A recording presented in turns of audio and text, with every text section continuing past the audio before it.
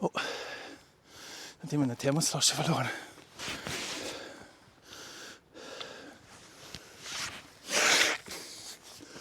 Ich meine, puh.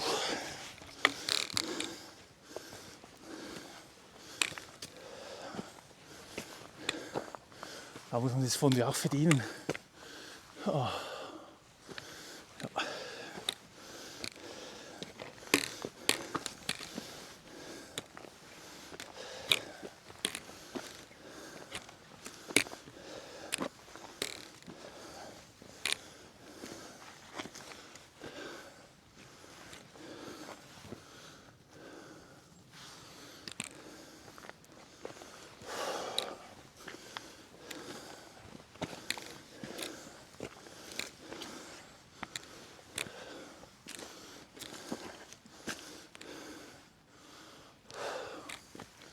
Ich habe irgendwie den Kuhweg erwischt.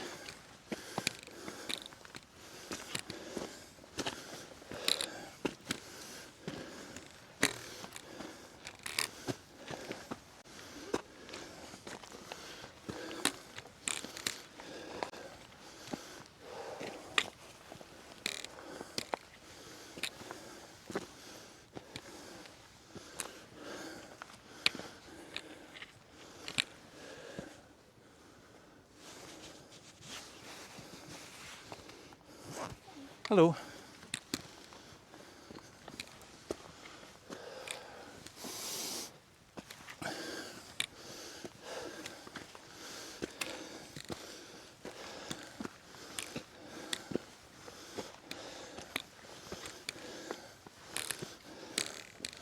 Geht schön in die Waden. Vor allem, weißt du, von 0 auf 100. Das ist das Krasse.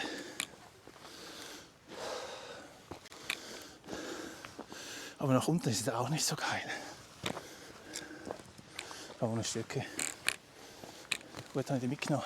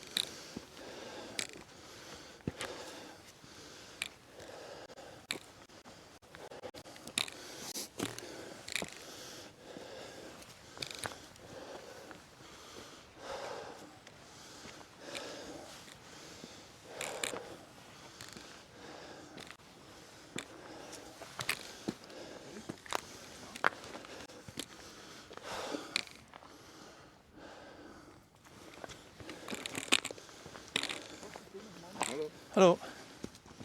Hallo.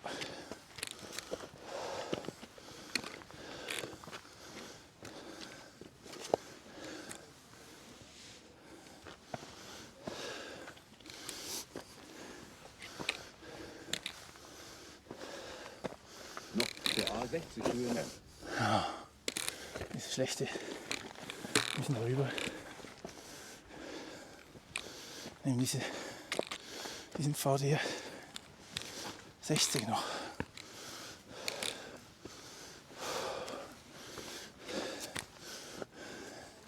So wieder der Schießrolling Berg hier.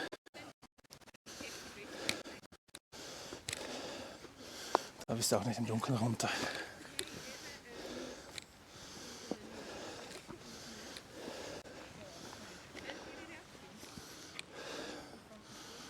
Puh.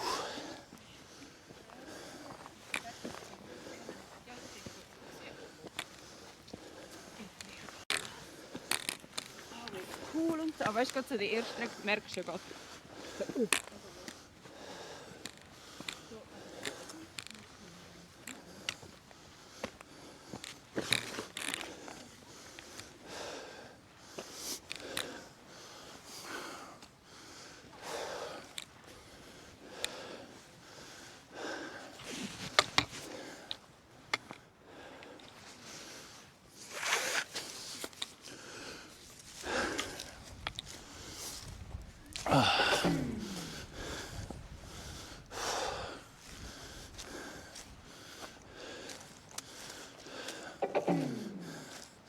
Ja, ja. Crashy.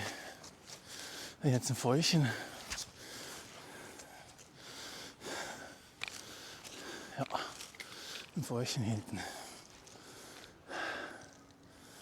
Ich will schnell was trinken.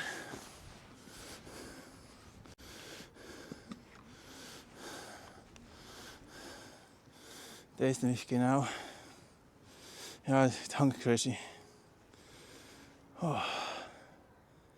Crashy sagt, Mist hätte ja klappen können. Kira hat das Alphorn. Hey, das geht so steil hinauf. Von 0 auf 100. Ich kann schon wieder eine Jacke ausziehen. Ist viel zu heiß.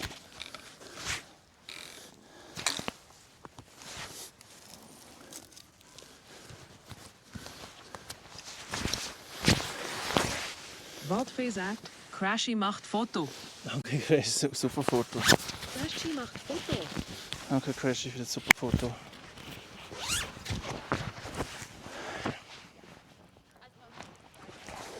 Moment.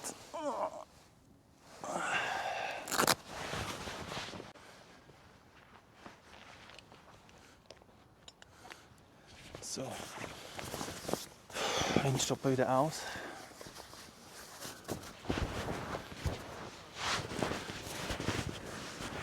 Crashy sagt, deine Hand sieht gut aus auf dem Foto. Meine Hand. Und wie Marco sagt, aua. Ja, ich fand die Marco. Schön bist du da. Ich muss schnell was trinken. Was machst denn du da von die Marco? Du musst doch streamen. Janina Allerbeste sagt, einmal schnell Hi aus dem Garten. Hallöchen, hey. Grüß dich und wünsche dir eine tolle Danke. Tour. Zum Glück ist Crashy da. Crash ist der Master. Desaster. Crash regelt. Hey, super, es ging jetzt super steil hinauf. Also nach wie vor noch. Das ist echt der Wagenkiller. Ich habe doch ein paar Kilos, aber ich habe recht viel Gepäck dabei. Prost! Wow, das ist laut. Danke. Ich habe super viel Gepäck dabei. Und zum Glück habe ich Wanderstöcke dabei. Das wäre sonst nicht so angenehm, vor allem nach unten. Wir machen gleich. Crashy sagt, Roomtour. erstmal ein Schluck Rivella. Ja, ich habe noch schön leckeren Tee dabei.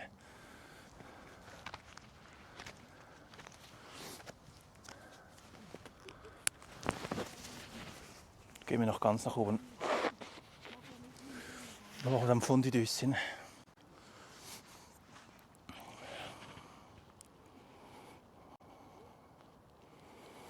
Und man nicht übertreiben. Oh, Schaffst du, Palmine Allerbeste hat 300 Bits gespendet. oh, Palmine, was machst du? Was soll das?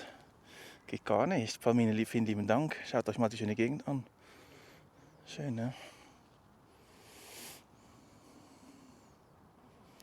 Ja, ich schaffe das nach oben, natürlich. Waldfee sagt, Palmine Allerbeste macht Foto. Danke, Palmine.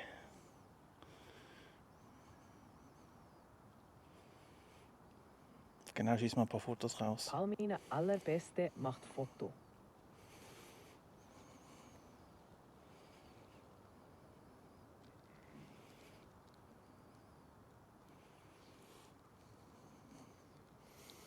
Ja, es nebelt mehr und jetzt gehen wir hoch. Palmine Allerbeste macht Foto. Also die Action eigentlich, Crashy macht Foto. auf der Action Crashy eigentlich fast macht geiler. Foto. Wie viel Akku haben wir noch auf der Action? Das steht gar nicht.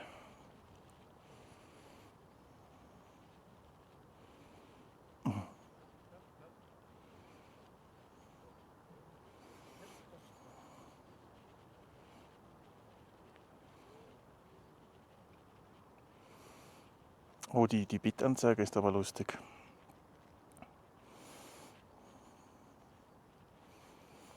Kann ich die noch schnell switchen?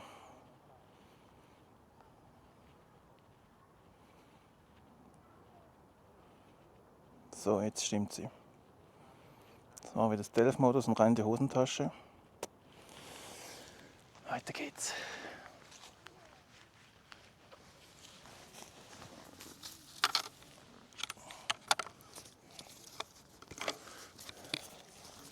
Dann müssen wir nach alles wieder runter. Und vor allem mit dem Auto wird es dann lustig, weil das war extrem steil. Ah ja, kriegen wir auch hin. Ah, die Pause tat gut. Die war super, jetzt kurz.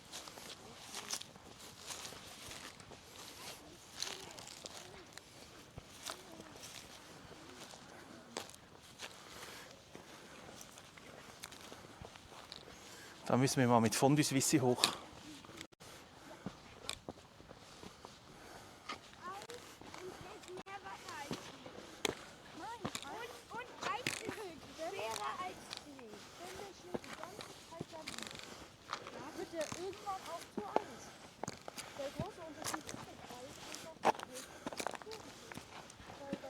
Hallo. Oh, fast ausgerutscht.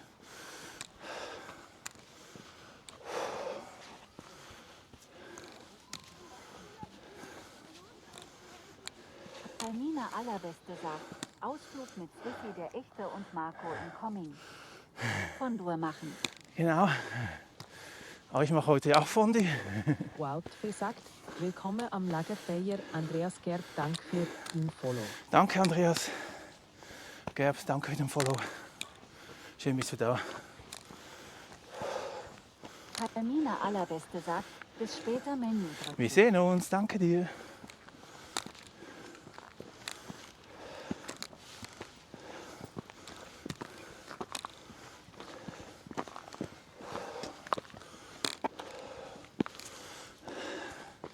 Das war heute eine voll eine spontane Entscheidung. Hier hoch. Ah, schön, hä? Reschi sagt, gute Nacht, Palmini, allerbeste, schlaf gut. Die geht schon schlafen? Nee, oder? Nicht im Ernst. Ja, die geht zu Marco. Schlafen, ne? In die Dunkelheit.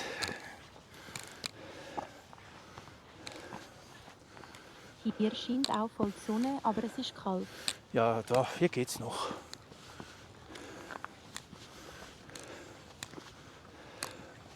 Da geht, da geht. So, jetzt haben wir es dann. Suchen wir uns ein schönes Fondue-Plätzchen.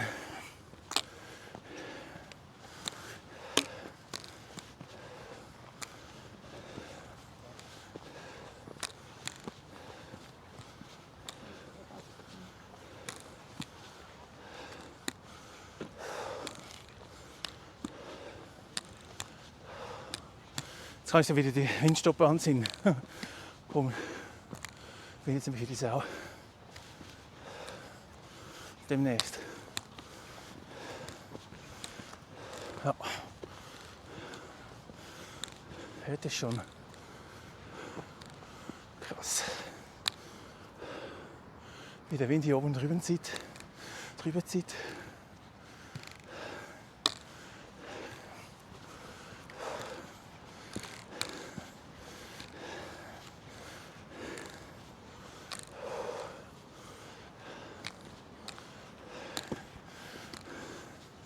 So, jetzt haben wir es dann gleich. Sind wir gleich auf dem Gipfel. Vom Schnebelhorn. Oh, jetzt kommt der Wind.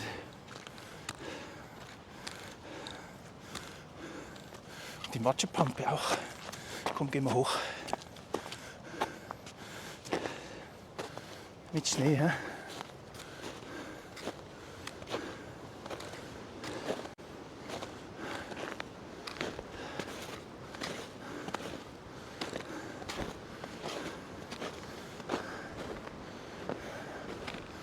Oh, ich brauche wieder meine Mütze. Puh, geschafft. So, Mütze installieren. Zieht es richtig. Danach wieder Windstopper. Oh, den nehmen wir habe ich jetzt keine Lust zum wieder rausnehmen. Da ist das Antis. Das Antis ist hier der große, imposante Antis und unter dran das Nebelmeer. Und wir haben es geschafft. Wir haben es geschafft. Rauf. Dann suchen wir uns ein schönes Plätzchen, wo es möglichst wenig Wind hat. Dann machen wir Fondue Time. Boah, jetzt hier ist übelst mit dem Wind. Ist richtig fies. Hier rein, diese Wiese. Rein Charlotte Shepherd.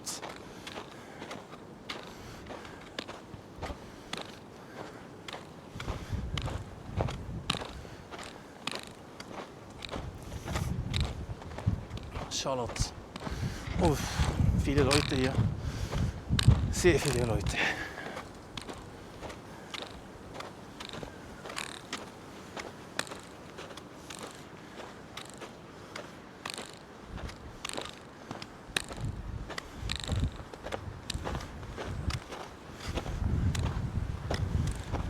Oh. Rutschig.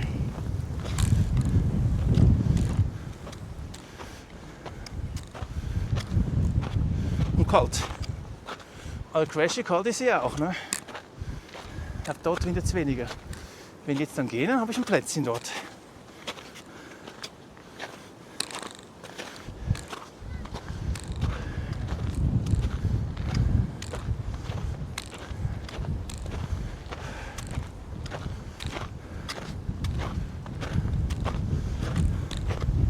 Ja, schnell wieder Windstopp anziehen.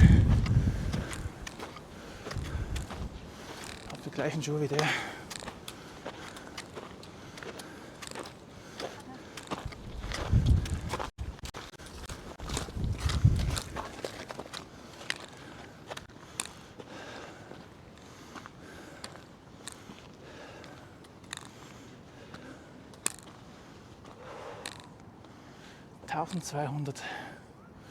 ...1292, so weit nach oben wollte ich gar nicht.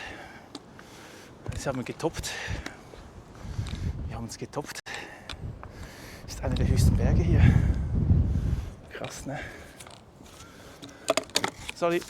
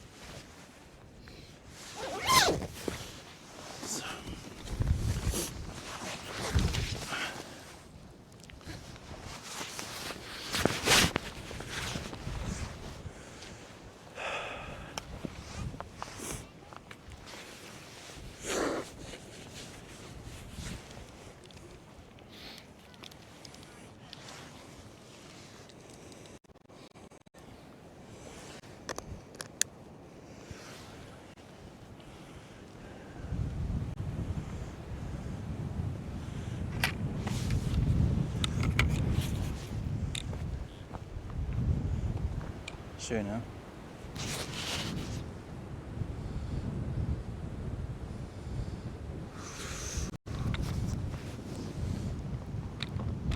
Hier vorne ist Bodensee und dem Nebelmeer.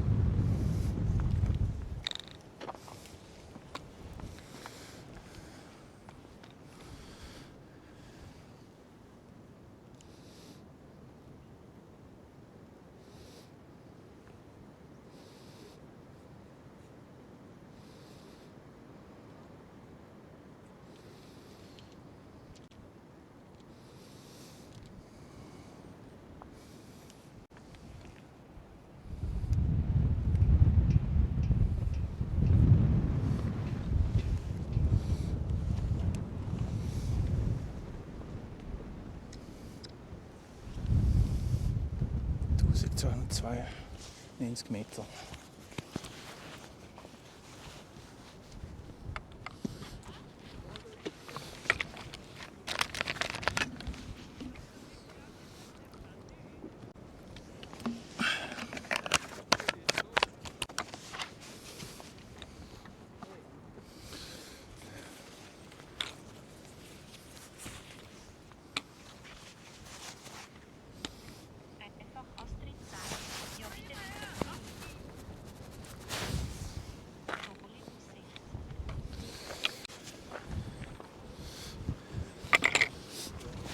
Schön, ja? Schön. Ich muss ja schauen, ob die Box noch verbunden ist. Austritt.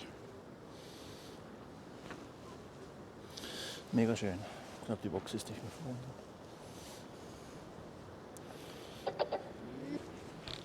Genau. Ja, die Aussicht ist super. Bis hinterher, bis zum Sentis. Da Sentis Blick.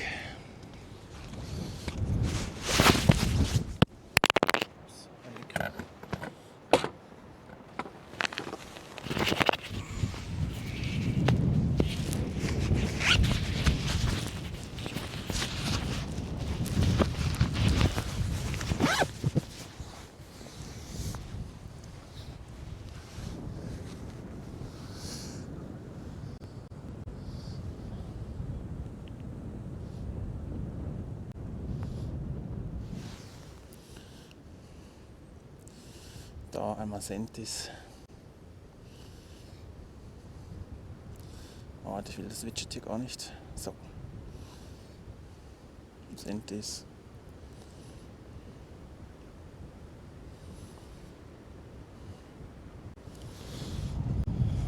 So. Waldfee sagt, Kraschi macht Foto. So, gehen wir weiter. Ein bisschen weg vom Wind. Onkel das Foto Crashy. Macht noch schnell ein bisschen zu. Suchen wir uns ein schönes Plätzchen. Wo wir Fondue machen können.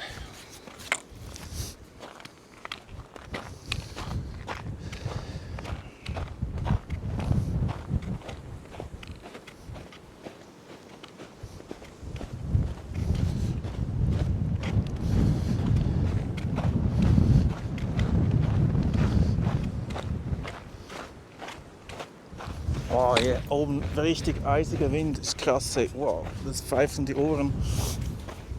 Das ist schon recht intensiv hier. Krass.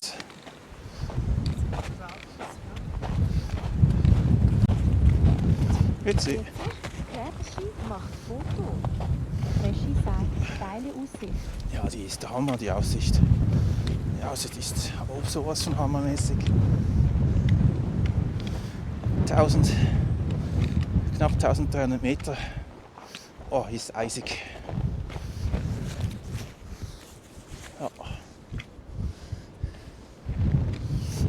Höher als ich eigentlich wollte. Jetzt sind wir 200 Meter höher als ich eigentlich wollte. Das ist ja auch gut. Also nicht 1,3, eigentlich nur 1,1, aber 1282 Meter zieht er an. genau jetzt, genau.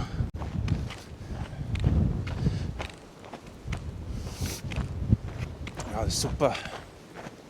So, jetzt suchen wir uns ein Plätzchen, wo wir Fondue machen können. Irgendwo, wo es nicht so windet, weil hier ist schon ein bisschen... Es sind jetzt auch zu viele Leute. Ne?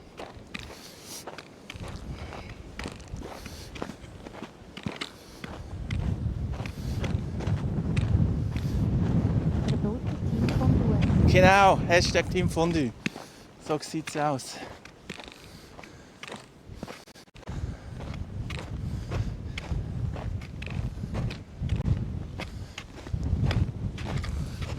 Ich hätte nicht gedacht, dass sie sogar noch Schnee hat. Ne? Sogar noch Schnee hier oben. Das ist im Fall auch, ich glaube, es ist der höchste Berg im ganzen Kanton Zürich. Der Schnebelhorn. Ich glaube, es ist sogar der größte Berg im Kanton Zürich.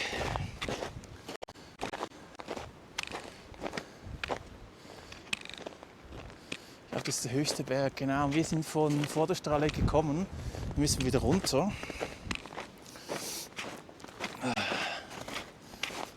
Irgendwo, da unten ist noch das... Nee, Hörnli, wie hoch ist Hörnli? 1300.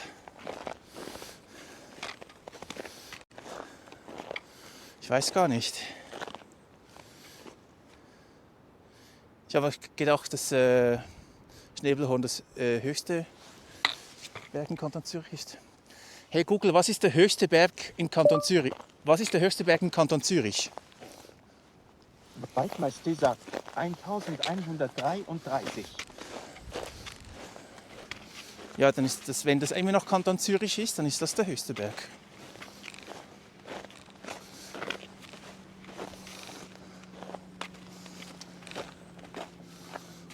Das hat alles so an der Grenze. Ja? Die Grenze wurde auch hier gezogen wahrscheinlich. Das macht man so bei großen Bergen. Das ist eine Matschepampe hier. Uah. Und hoi Waldmeister, willkommen auf dem Schnebelhorn. Sind wir vorne warm am Gipfel. Das hat sich mega fest gezogen. Und jetzt suchen wir uns ein lauschiges Plätzchen, machen wir Fondue ohne Strom und ohne Feuer. Keine Ahnung, wie das geht. Und es ist noch nicht warm. Oh, aber hier wäre doch auch schön. Ja, hier. Mal schauen mal, wie warm. Der höchste Berg im Kanton Zürich ist das Schnebelhorn mit 1291 Metern. Genau, Gemeski. Da sind wir jetzt, genau. Da sind wir jetzt.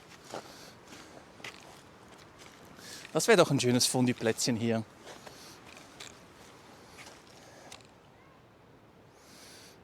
Das wäre ein sehr schönes Fondue-Plätzchen. Was meint ihr? Kreschi sagt, guck et Waldmeister. Waldmeister, das wäre gar kein schlechtes Plätzchen hier. Wo wir noch ein bisschen nach unten, wo wir noch ein bisschen, wo wir die Tanne nicht im Weg haben. Vielleicht. Können wir, oh, hier unten ist aber auch schön lauschig. Bitte 2019 sagt, aber mit Wein. Ja, mit Wein habe ich dabei. Weißwein, ne? Ein bisschen. Wir wollen es ja nicht übertreiben. Ne? Hier ist ein schönes, lauschiges Plätzchen. Das könnten wir hier machen. Da ist gut. Ne? Mit der Kuhscheiße machen wir. Ich installiere euch mal schnell ab in die Wiese und dann auf ein Stativ.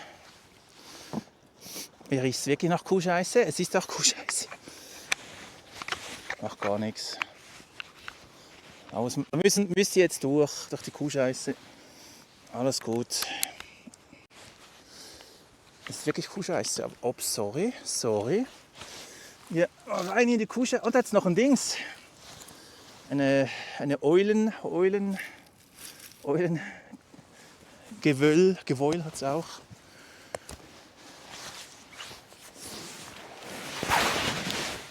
So, da sind wir schön stealth-mäßig hier. Wird die Sitzgelegenheit ausgeklappt.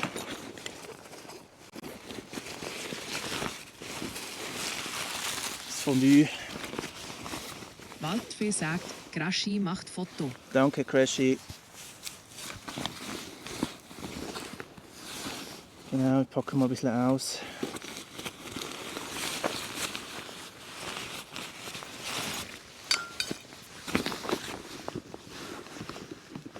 Ups, ich bin wirklich in der Matschepampe. So. Sitzgelegenheit wird ausgeklappt. Router ist hier, Handy ist hier. Geht. Hier ist doch gut zum Sitzen. Ein schönes Plätzchen hier. So. Mach mal hin. So. Seht ihr sowas?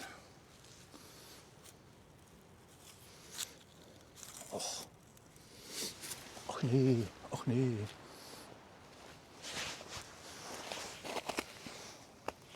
Das ist ein bisschen uneben. Ich muss schnell so, wo ihr nicht gleich umfällt, euch ummaut. Hier ist gut. läuft. Lassen wir euch hier machen, schnell Akkuwechsel. Dann haben wir das auch gemacht. Dann haben wir Ruhe für eine Weile. Da gibt es mal schön heißen Tee. Jetzt müssen wir Fondue heiß machen. Jetzt müssen wir Fondue heiß machen. Ist eigentlich schade, weil ihr seht die schöne Aussicht nicht, weil die Aussicht ist halt so, ne?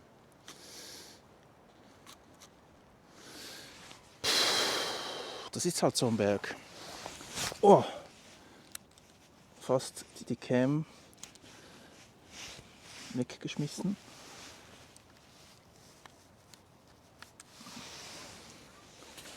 Okay. So, machen Akkuwechsel, hoffe das klappt.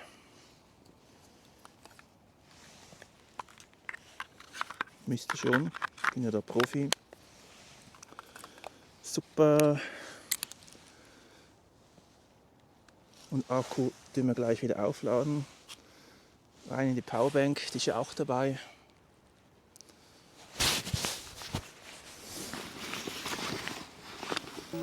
Hier ist das erste deutsche Fernsehen Ja, mit schmeißen wir den den gleich wieder Tagesthemen. ran. Hier ist das erste deutsche Fernsehen mit den Tagesthemen. Zeit.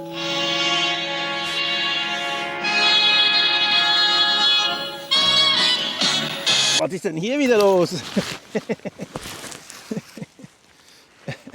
Wer macht denn es? Das ist der Quatsch. Neben dem Kuhfladen mal schön Picknick machen. Das ist auch, muss man auch zuerst mal schaffen. Warte, ich bin gleich wieder bei euch.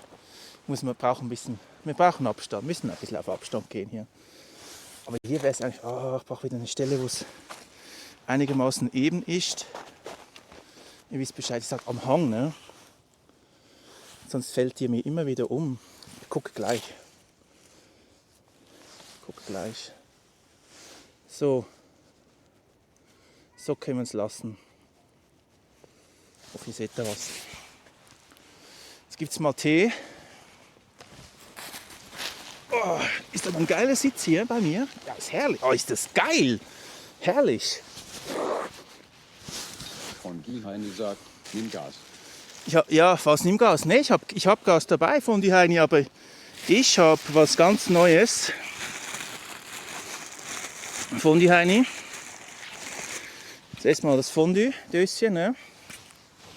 Wir machen das Military-Style. Wir machen das militärisch. Meal ready to eat Style. Machen wir. Military approved. Reschi sagt, guck et Fondue Henny. Jetzt gibt es noch ein bisschen Tee. Winterpunsch. Und ein riesen Campingblock Jansen, guck. Campingblock Jansen, hallo, guck. Wo ist denn die Box eigentlich? Ah, die ist hier unten. Campingblock Jansen. Wegen dem Kuhjauche. Alles super. Willkommen, Campingblock Jansen. Gucken wir mal. Manuel Outdoor sagt, wow, danke für den Raid-Setting mit 8 Verrückten. Oh, Zetinga, vielen lieben Leute, Dank für deinen Raid. Danke dir. Willkommen zum Raid von Zetinga. Barty Poppe. Er hat gerade mit Oh. Freitag entspannt abgleiten für richtig entspannte Vibes gesorgt und kommt mit 7 tollen Zuschauern zu uns. Danke. Nadelbaum, fühlt euch hier wie zu Hause. Ja. Ich komme direkt aus dem Wald und bin voll in der Natur verwurzelt. Freut euch auf einen lockeren Abend. Lasst uns Zetinga und die Raidenten ordentlich feiern, feierliche Hände in die Luft, Funken. Danke dir, Zetinga!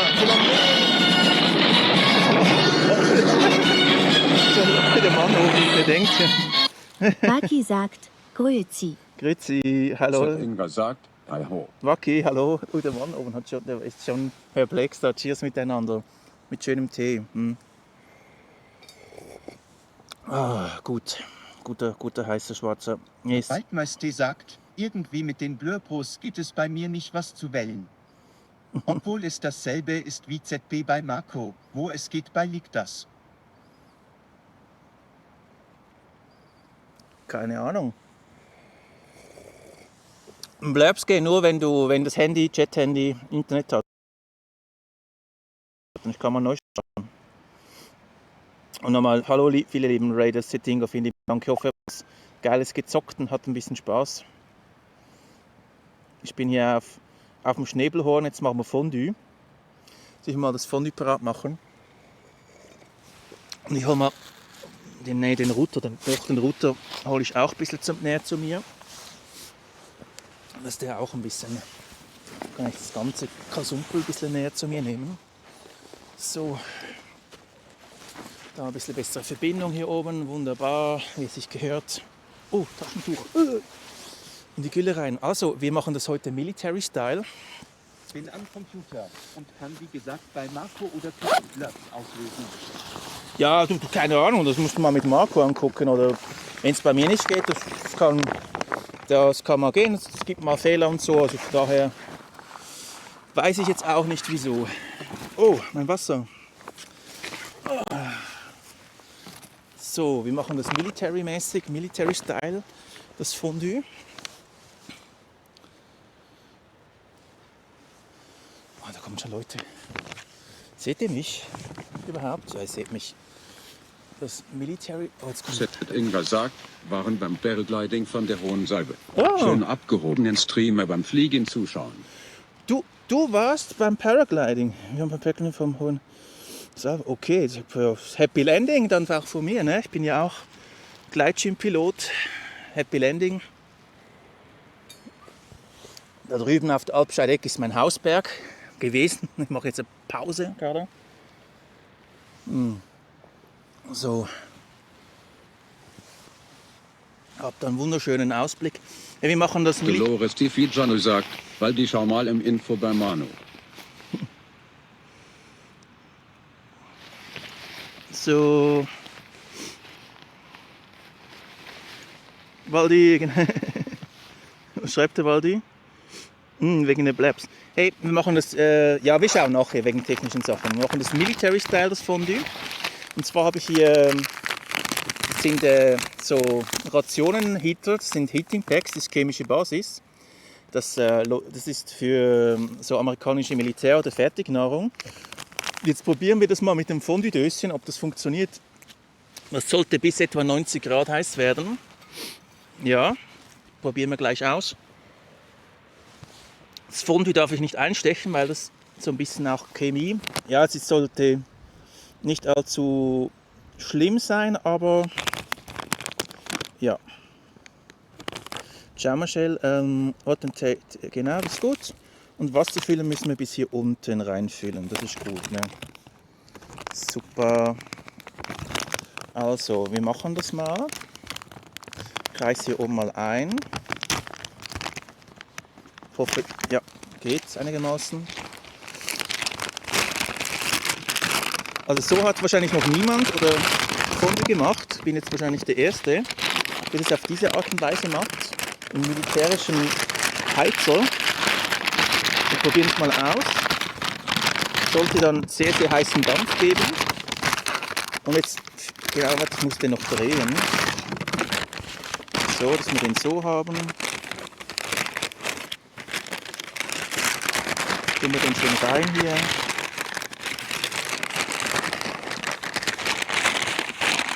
Ja, das ist auch nicht mega krasse Chemie. Von daher, das geht schon. Das tun wir nachher so hier drauf, dann machen wir zu, das läuft. Tun wir Wasser rein. Genau, F5 hilft, genau. F5 regelt. Wasser rein. Seht ihr überhaupt was? Ja, die Verbindung ist nicht 100% geil, aber ja. Also ich fülle das jetzt mal bis zur Linie. Zu viel darf es eben auch nicht sein. Und oben ist, hier ist oben. Schauen wir mal nach, ob wir noch mehr, noch ein bisschen und dann haben wir es. So. Ist gut. Dann legen wir das so hin.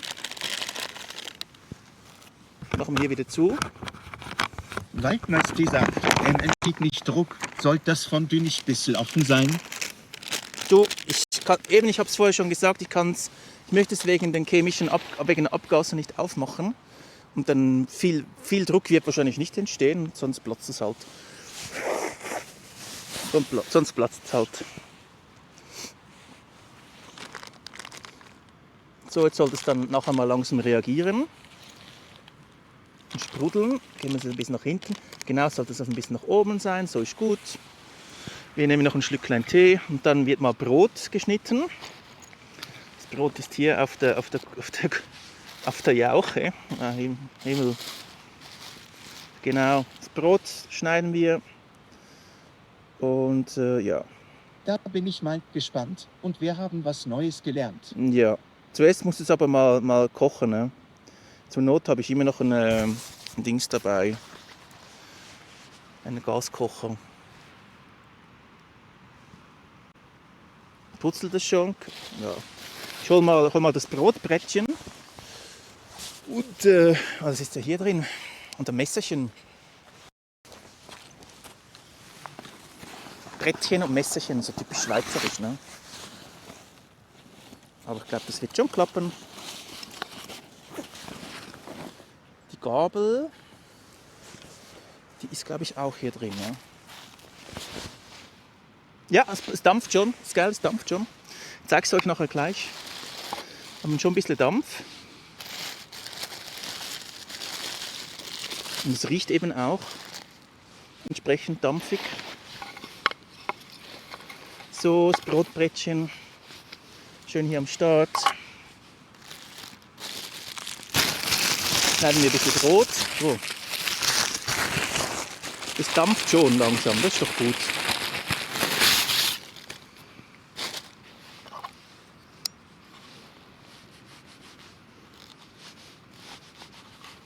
Nicht das beste Brotmesser, aber ja, wir nehmen, was wir bekommen.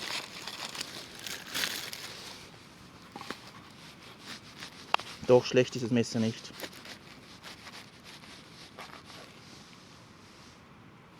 Es dampft schon ein wenig, aber es dampft mir noch zu wenig. Doch, es blubbert. Doch, das blubbert schon, es kommt. Es wird jetzt schon richtig heiß. So. Doch, das kommt. Das kommt gut. Überall die Kuhjauche hier. Oh, mein gutes Brot.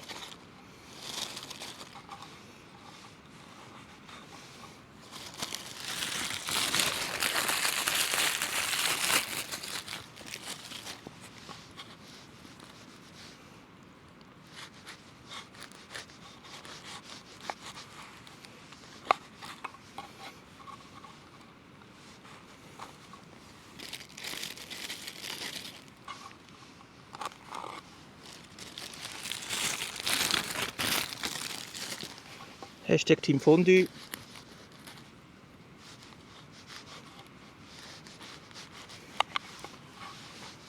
hoffe, das funktioniert. Sonst müssen wir dann doch noch den Gaskocher vornehmen.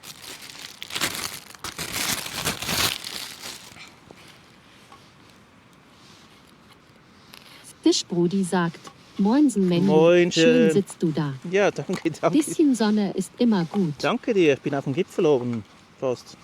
Und bereite mir gerade Fondue zu. Und sitze da auf der Kuhjauche, eine Kuhfladen. Und mache ein Military-Style Fondue in einem USA Heating Pack. Der kommt. Der brutzelt schon. Das wird schon warm. Doch, das wird sogar super heiß. Muss man ein bisschen Zeit lassen.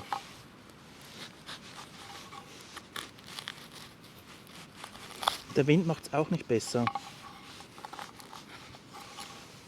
So, wirklich schön sind die Brotkrümel nicht geschnitten. Ich hoffe, ich habe genug.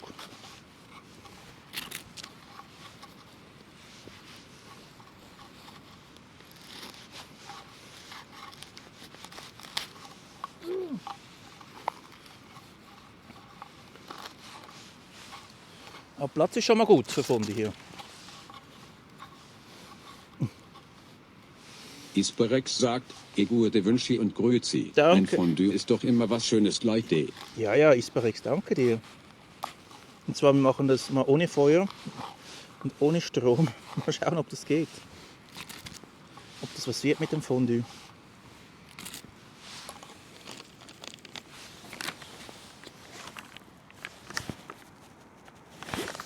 Sollte eigentlich ein bisschen mehr blubbern.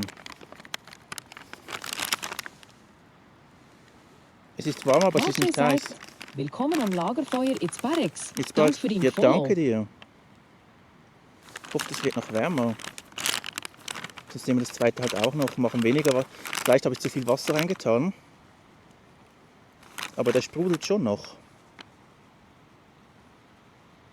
Das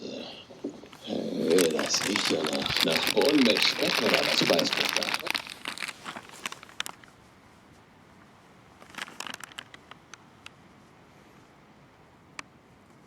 Sprudeln tut es. Und heiß ist es eigentlich auch. Wir lassen es einfach noch ein bisschen. Ne? Wir lassen es noch ein bisschen. Willkommen jetzt Barrex beim Fondue. Beim baldigen Fondue hoffentlich. So, Brot haben wir. Das ist doch schon mal schön. Dann brauchen wir noch eine Gabel, habe ich die auch dabei. Gabel ist auch am Start. Sehr schön. Jetzt brauchen wir nur noch Fondue. Ich zeige euch noch ein bisschen Aussicht. Ja, das müssen wir schauen. Vielleicht müssen wir noch ein anderes Dings nehmen.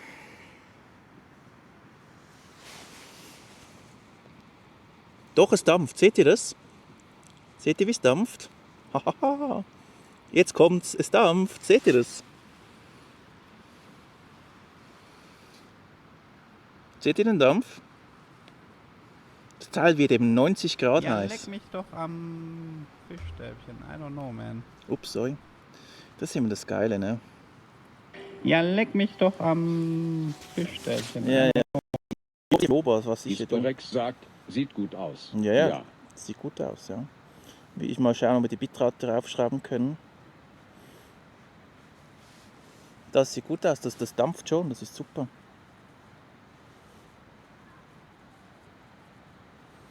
So, läuft. Sehr schön. Das dampft jetzt schön, ja. Und das riecht ja auch so. Ne, das geht gut, das kriegen wir hin. So, nochmal Dampfkontrolle.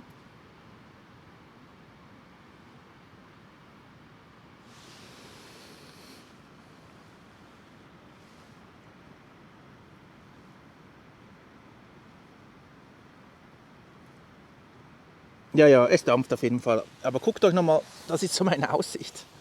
Kann das jemand gerade toppen, diese Aussicht? Ich frage für einen Freund, kann das momentan gerade jemand toppen? Not bad, oder? Waldmeister sagt, ganz leicht zu sehen. Ja, es tut. Dolores Tifijano sagt, wo bekommt man diese Chemiebomben? Hey, ich glaube, es ist das wird auch für die USA-Armee gemacht. Und Forestia ist Forestia ist der Hersteller. Was ist der Hersteller? Fischbrudi sagt, die Aussicht ist nicht zu toppen. Ja, sehr geil. Die Aussicht ist wirklich sehr geil. Ja. Waldmeister sagt, diese Aussicht hat man auch auf dem Grenzenberg. Ja, diese Aussicht hat man an vielen Orten, wenn man so hoch oben ist. Es ist so. Und ich liege hier. Inga sagt, so ähnlich war es bei mir auch nur ohne Bodennebel. Kreschi sagt, guck die Fischbrudi. Ja, guck. Ich sitze hier in der Kuhjauche. Hier ist die Kuhjauche. Macht aber gar nichts Fondue. Schauen wir mal, ob das schon... Oh, das ist schon schön warm. Ja, das ist heiß, ne? Dampft noch weiter. Lassen wir es noch ein bisschen dampfen. Jetzt blubbert es auch richtig schön. Trinken wir noch einen Teelein.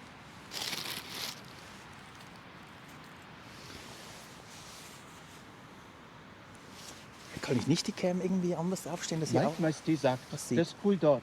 Gehst unten im Nebel mit der Seilbahn hinauf und durch den Nebel in die Sonne. Ja, das ist schön, wenn man das kann, ja.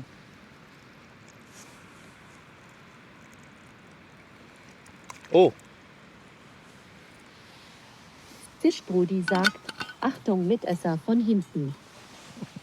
Mitesser von hinten, wo? Von oben. Kann schon sein. Ja, die gucken manchmal. So, jetzt dampft es da schön. Ich mache ein bisschen andere Cam. Oh, herrlich. Herrlich, herrlich. Jetzt machen wir da Epic Manu Outdoor Cam. Oh. Epic Scenery. Waldmeister sagt, besser mit Esser von hinten als im Gesicht. Waldmeister, sieht man so überhaupt was? Oh, ich sehe das gar nicht. Sieht man mal ein schönes Plätzchen? Ich glaube schon, oder? Ja, ja. So.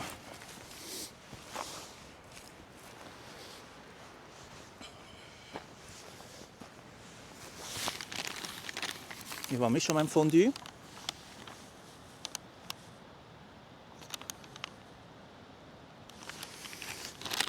Das ist, glaube ich, schon bald, hoffe Betriebs... Vielleicht muss ich dann mal rühren.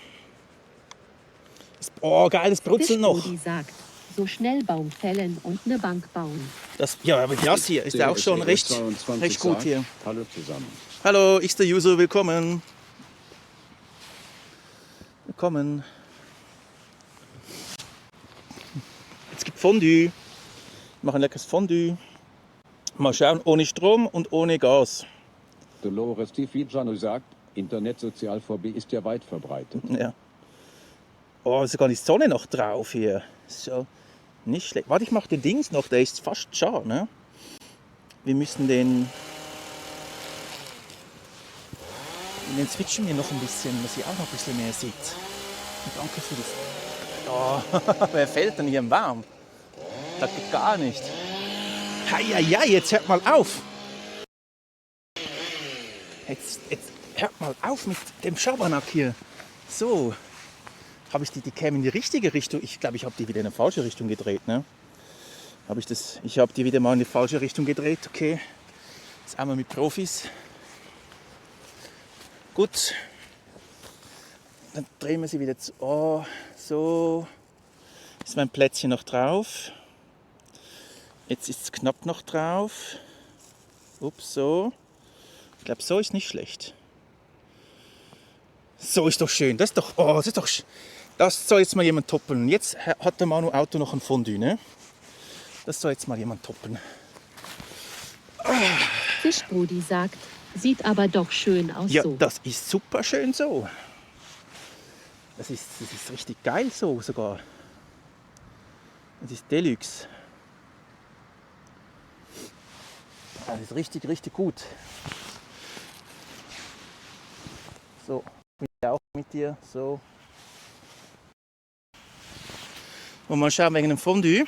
Noch einen Schluck Tee und dann schauen wir mal, ob das schon was ist. Oh, der Kirsch habe ich ja noch. Muss noch einen Schuss Kirsch rein tun. Der gute Kirsch.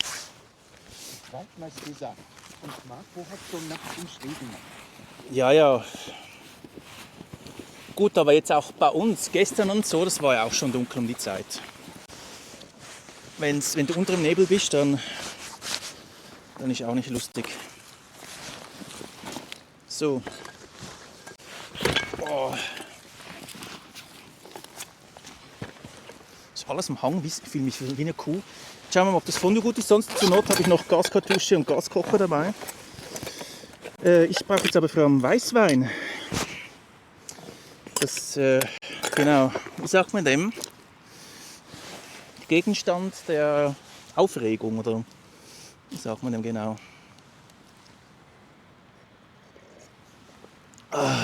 Fondue Heini sagt, mit dem Brot in den Kirsch, dann ins Fondue. Es blubbert immer noch, das ist geil. Oh, das ist so heiß. Es raucht, seht ihr? Es raucht, seht ihr nicht. Aber es blubbert, oh, das ist so geil heiß noch. Es ist wirklich, oh, ist das heiß. Ich messe mal schnell mit dem Handy nach, wie heiß das ist. Ich habe ein Infrarotthermometer. Was sagt der Thermometer? Danke, macht ein paar Fotos bitte, danke. Was sagt der Thermometer? Wir haben Objekttemperatur, dann haben wir Essen. Kirsch braucht man nur, um den Maisinne aufzulösen. Ja, es hat, so, draußen steht jetzt 44, 50 Grad draußen. Und auf der unteren Seite, wo das heiß ist, jetzt geht's los, jetzt dampft das. Ne? Was haben wir auf der unteren Seite? 60, 70, 71, 72 Grad. Wir lassen, Whitefay sagt, Fischbrudi macht Foto. danke, 72 Grad haben wir. Unterseite, das heißt, wir müssen schauen. Ne? Wir müssen schauen, vor allem es wird ja dann auch kühl. Ja, das ist ein Experiment. Das mit dem Chemiefondue, Hightech-Fondue.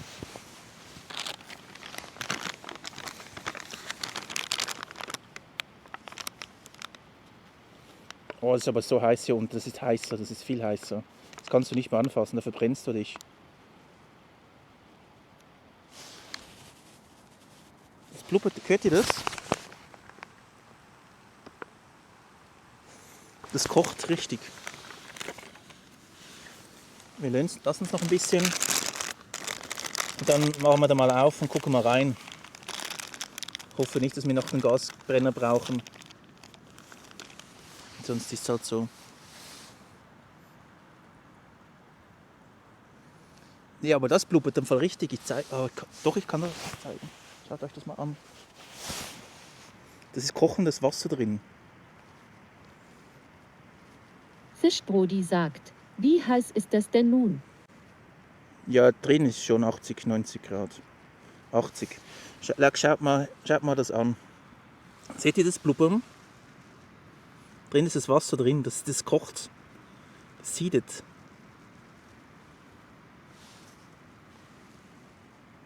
Wir lassen es noch ein bisschen, das kocht noch. Solange das hier so blubbert. Ja, man sieht es.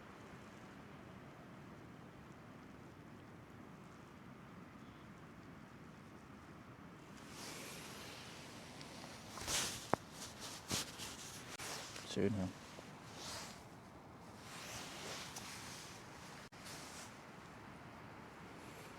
Dolores Tifijano sagt, und schnell wieder kalt? Ja, wahrscheinlich. Ja, nee, die Chemie nicht, nein. Die bleibt im Fall recht lange heiß. Ich tu mal schnell noch mein Handy anhängen. Das Chat-Handy. Aufladen. Nicht Chat-Handy, das Streaming-Handy. Ja, danke. Das ist geil, ne? Ja. Danke. So muss es sein. Geil. Danke. So, Stealth-Modus wieder. Handy kommt hier drauf. Laden wir auf. Anker lässt grüßen. Anker regelt. Schauen wir mal, was rausgeht.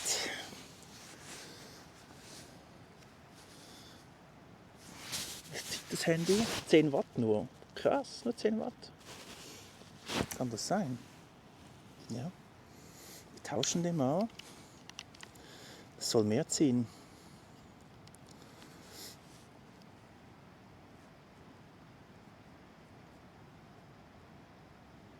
$10 Watt zieht das, okay, dann soll das 10 Watt ziehen. So. Ist gut, habe ich das Handy noch mitgenommen. Das Ladegerät, meine ich. Oh, jetzt dampft es aber richtig. Jetzt aber, ne? Wow.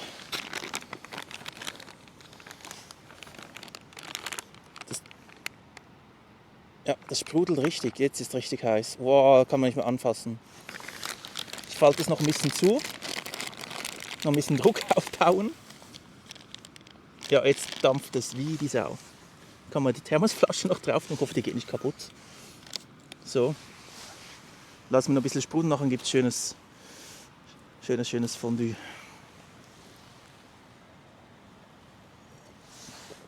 Schöner Platz. Das ist ein geiler Platz hier. So, mal Verbindungscheck. Die Verbindung ist super, stabil. Danke, Joba, für die Hilibili. Östi Dritten. Hilibili, merci.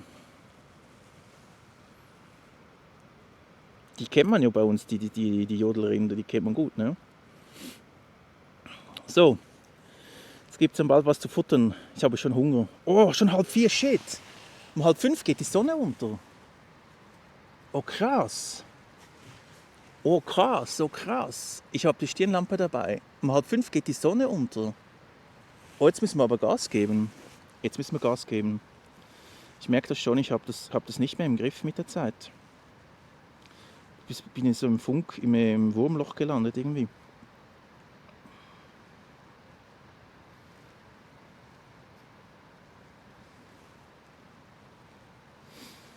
So.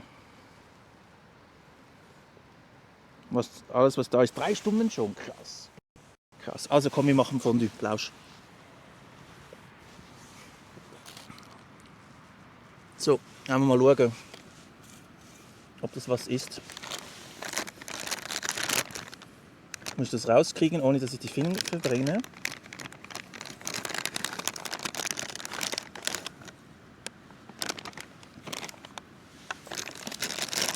Machen wir noch ein bisschen zu. Vielleicht müssen wir. Ja gut, nachwärmen wird schwierig. Oh. Schauen wir mal.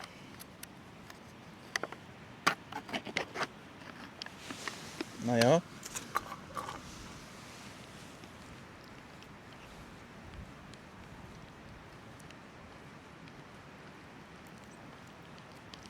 Es ist noch nicht so ganz flüssig.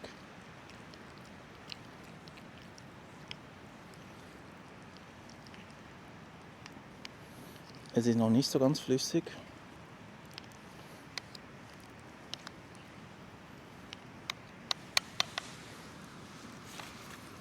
Wollen wir ein bisschen Kirsch reinschmeißen?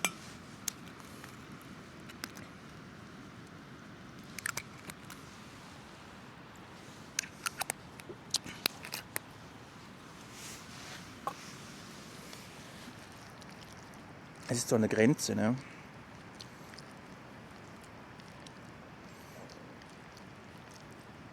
Ich probiere mal eins.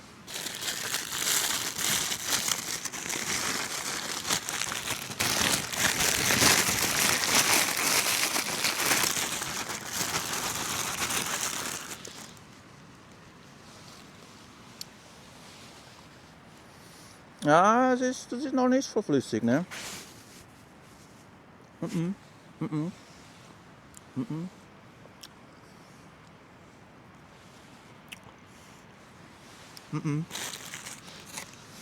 Das hat nicht gut funktioniert. Okay, wahrscheinlich müsste man länger, damit es gehen. Gut, war ein guter Test.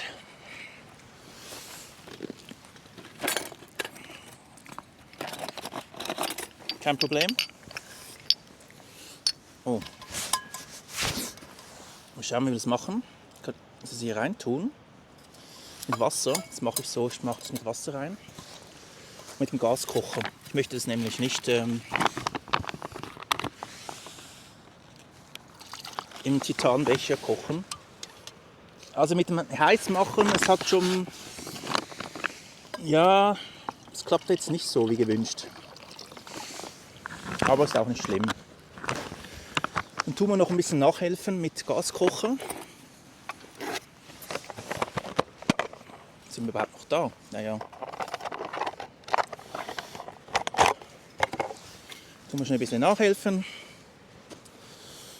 Und dann ist dann auch gut. Und dann muss er mal langsam wieder runter. Ne? Es wird langsam dunkel. Wo haben wir ein schönes Plätzchen zum Kochen?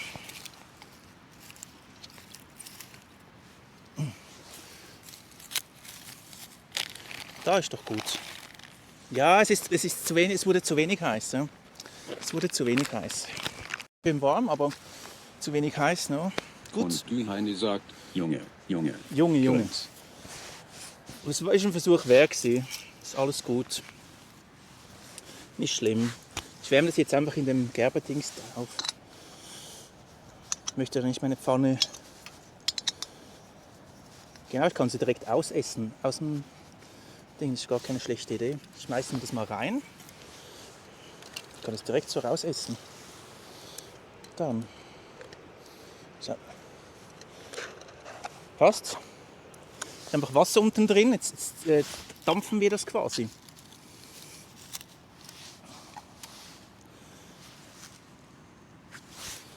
So. Kocher hinstellen, noch ein bisschen Gas geben.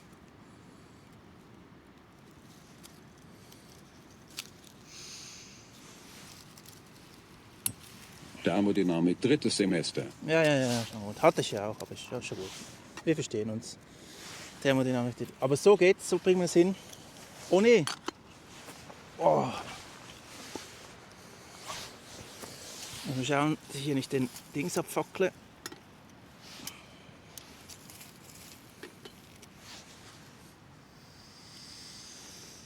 Schon wieder ausgelöscht. Scheiße.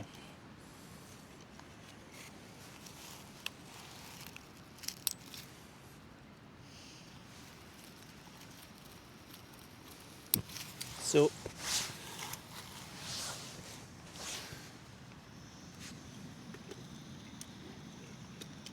Schauen, dass das Ganze nicht am Boden fällt und nicht das ganze Gras abfackle, so ist gut. Machen wir das so.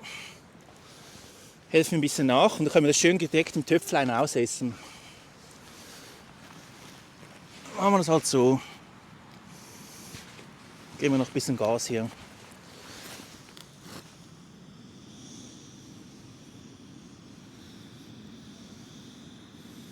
Wasserbad und dann das Töpfchen drin, das ist perfekt.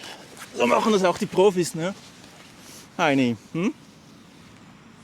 Wie die Profis. Naja, weißt schon, Heini. Du musst mir doch mal zeigen, wie das richtig Wolf macht. B sagt: Willkommen am Lagerfeuer jeder 6. Jeder Danke für sagt, dies Follow. danke für dieses Follow. Für den Follow. Es gibt Fondue. Erstmal Zwei. dieser Beutel ist gut, um Wasser zu kochen und dann im Fertiggut zu gießen, wie es ausschaut. Ja, nein, es kommt immer drauf an. Ich hatte auch schon, du kannst eigentlich den Fertigfood direkt reintun, aber am besten ist es, wenn du so wie eine Tüte hast, die nicht so dick ist und das Fond ist super dick. Ne? So müsstest du eigentlich rühren. Oder sehr, sehr lange drin halten, dann geht das schon. Aber für so eine Riesendose ist es nicht geeignet. So, halt mal. Für so Fertigreis, das vorgekocht ist, das geht gut. Aber ich hatte jetzt schon ein paar Mal, dass es halt nicht so der Burner war. Ja, no, ist nicht schlimm. Das ist ein Learning. Ja, genau, wir müssen jetzt ein bisschen rühren und schauen. Oh, da hat es mir eins gezwackt. Dass es nicht übertreibe. Und auch das Wasser nicht nach oben kommt, ins Fondue hinein geht. Im besten Fall, ne, wisst Bescheid. Ich meine Fertigessen, wo man nur Wasser dazugeben tut. Ja, oder, ja, jetzt im Wasser warm machen ist eigentlich nicht gedacht.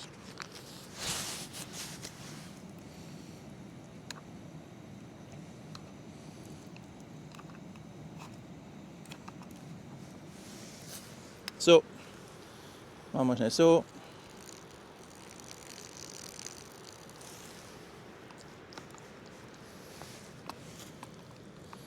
Also der Wassertrick ist auch nicht so gut, wie es sich herausstellt. Aber es ist nicht schlimm, weil das verdampft jetzt gleich alles Wasser.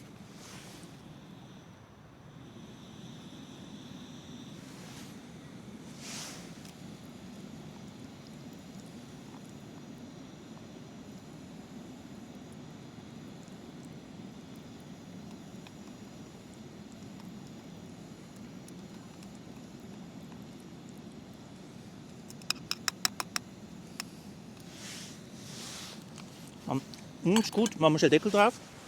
Und das mit dem Wasser ist gar nicht mal so schlecht. Aber Wasser ins Ding rein, ins Töpflein rein, ne? Dass es unten nicht anbrennt. Das Töpflein passt direkt rein, das Gerbertöpflein.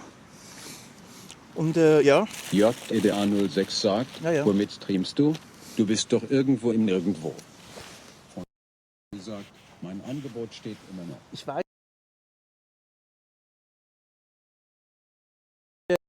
Ich habe, oh, jetzt geht hier die Düse. Ich habe einen Router, 2 Handyverbindungen. Okay. Okay, das mit dem Wasser ist in dem Fall doch fail, ne?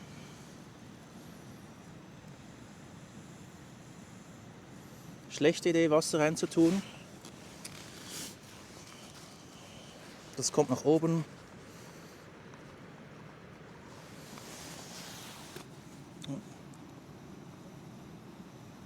Ist zu heiß, ne? Aber jetzt ist schön flüssig.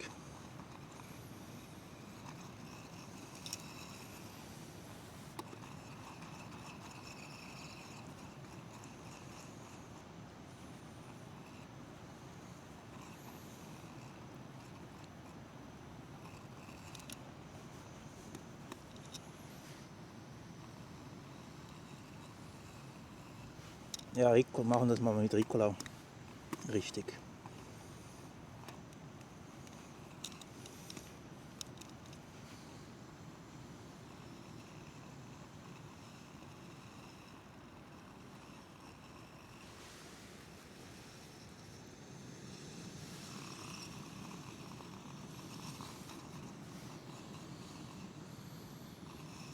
So, wir probieren mal eins. Jetzt kann ich das schön so ein bisschen auf Sparflamme laufen lassen.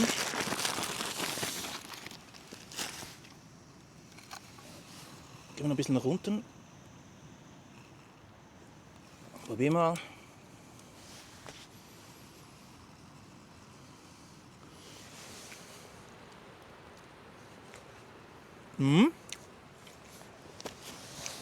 Oh, ist geil. Ist geil. Sehr geil.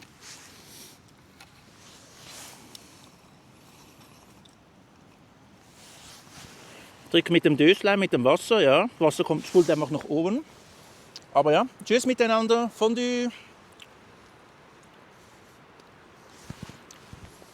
Hashtag Team Fondue. Machen wir noch kurz einen Deckel drauf.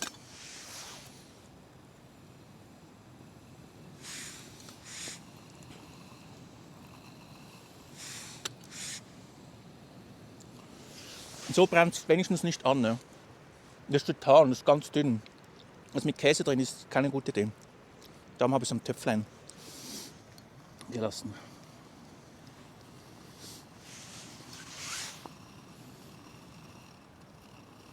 Jetzt kann ich das auch schön dosieren.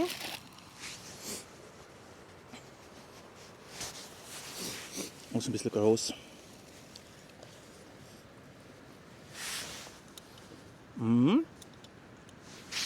Das ist perfekt.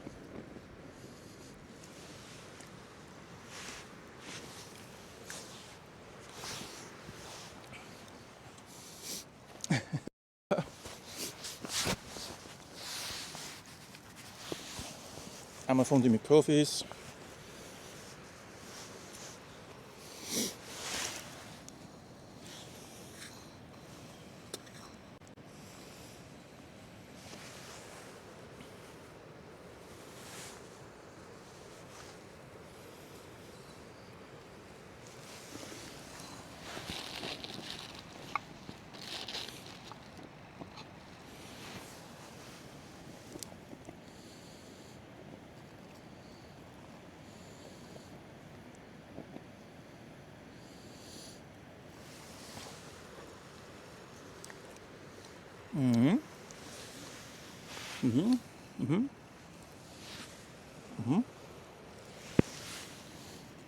Kann man machen.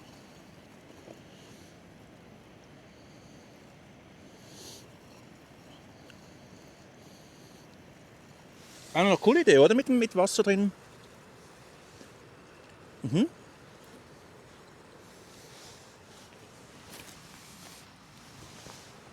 Das dürfte dann einfach nicht überdingsen. Überlaufen. Ja, Hani dreht sich im Grab um.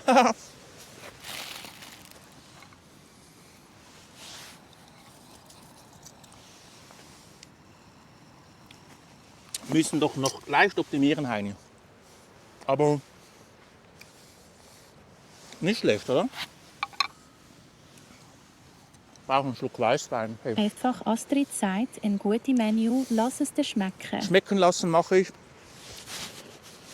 Das gelbe Döschen direkt, hast du gesehen, in den Topf rein. Versuch Nummer 2, das mit der Chemie hat nicht funktioniert.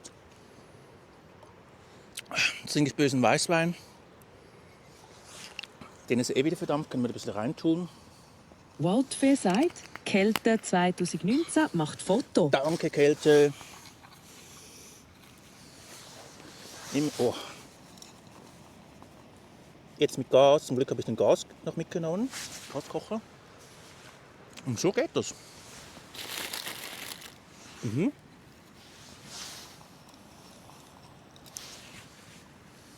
Auf so einer Kuhweide, in einem Kuhfladen, Fondue.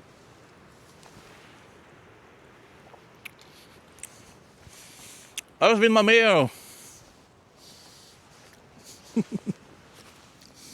Noch einen Schluck Weißwein aus dem Reagenzglas. Einfach Astrid sagt, du bist echt geil.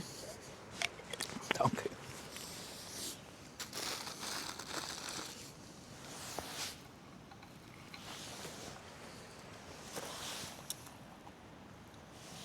Und das geht gut mit dem Töpflein.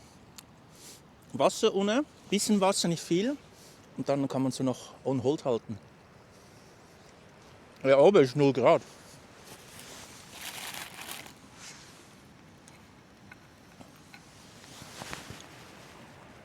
Der Plastik nicht so fest schmilzt.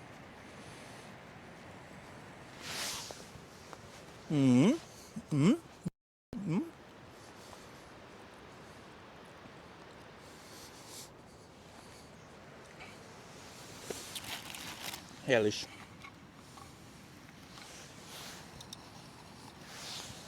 Hashtag Team Fondue.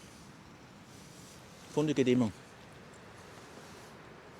In jeder Lebenslage.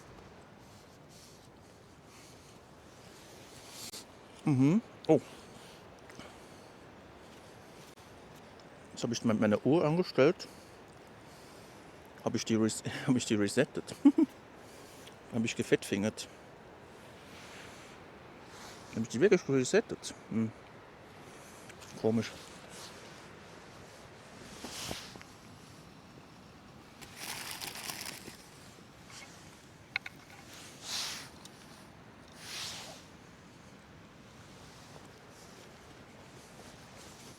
Mit den Auflader, stimmt.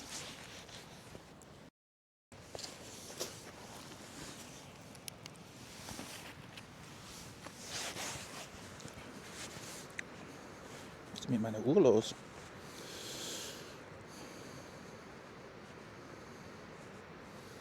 Doch, die geht. Die geht noch gut. Was ist denn da das Dings? Die Oberfläche.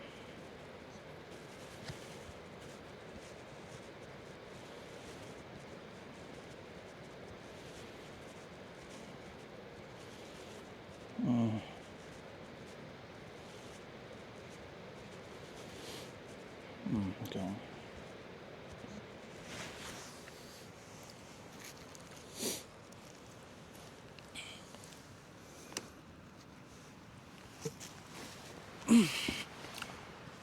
Schnabulieren wir noch weiter,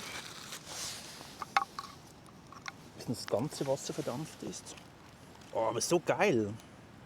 Guter Trick. Bisschen Wasser um den Töpflein rein, sage ich jetzt, und danach ist der ganze Becher geschmolzen.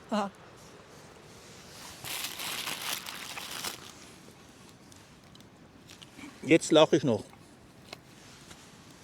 Nee.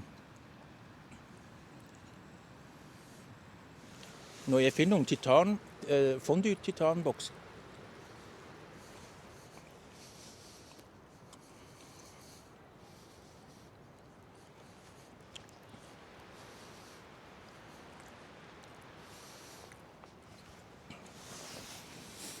Läuft.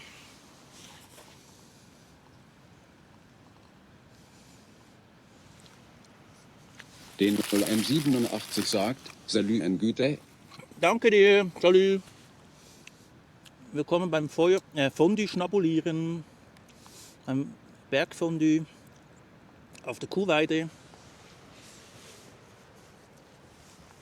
Auf dem größten Berg von Zürich. Da müssen auch so viele Leute da. Und geil, das Brot ist frisch, das Fondue ist frisch, das ist einfach geil. Es geht gut so mit dem Töpflein.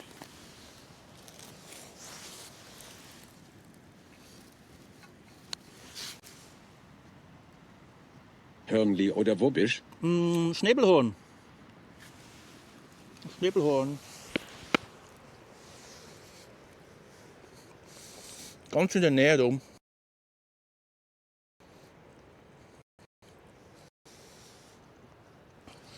Und das schöne Nebelmeer.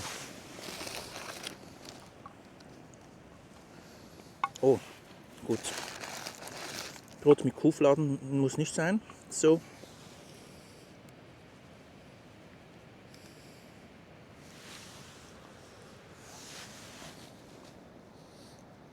Also ja, stimmt's, Ri.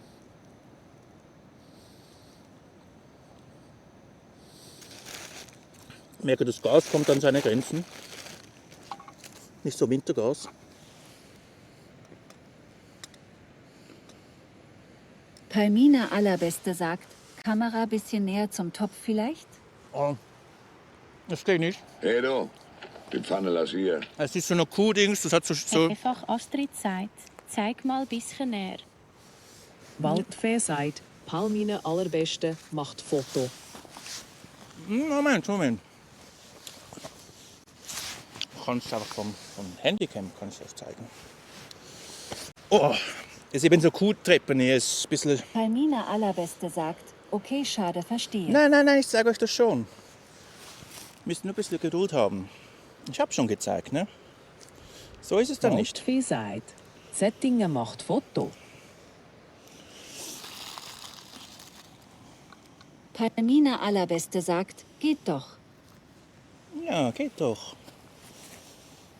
Schönes Töpfchen drin mit unten Wasser. Waldfee sagt, Settingen macht Foto. Palmine Allerbeste macht Foto. Jetzt darf das nicht runterfallen, ne? Palmine Allerbeste macht Foto. Mhm. Ja. Oh, nicht mehr so viel drin.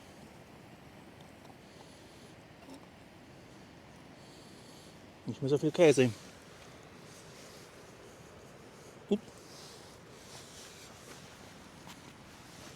Muss man das noch ausputzen? Palmine Allerbeste macht Foto. Einfach Astrid sagt, ja echt cool. Jetzt mit Gas nachgeholfen, wollte eigentlich das mit Chemie machen. Das ging ein bisschen, aber ja, ging auch ein bisschen schlecht. Oh, ich habe zu wenig Käse dabei. Ich muss das jetzt schön aufputzen mit dem Käse. Fondue Heini sagt, Palmine, Schweizer sind nicht so schnell, und die aus dem Kanton Zürich erst recht nicht. Doppelgrenzraute Team Fondue. Ja.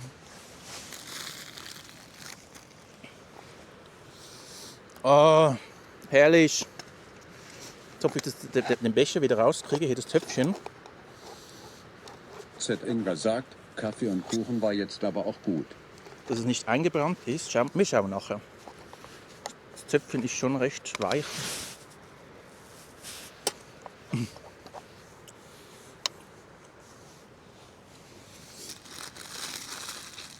Die letzten 2 Brotschnitten passt. Wie die Faust aufs Auge. Ein Schnittchen Brot mehr wäre noch gut gewesen, aber das liegt ja da am Boden. Aber die Brechung war gut.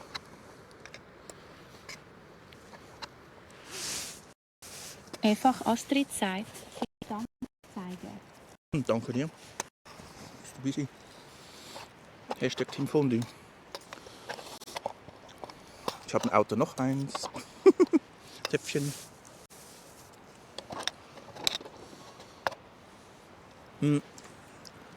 Jetzt schauen wir mal, wie schlimm das ist, wenn ich das Töpfchen rausnehme. Das ist gar nicht schlimm. Das Töpfchen ist auch nicht geschmolzen. Und das Geile ist, zeige ich euch,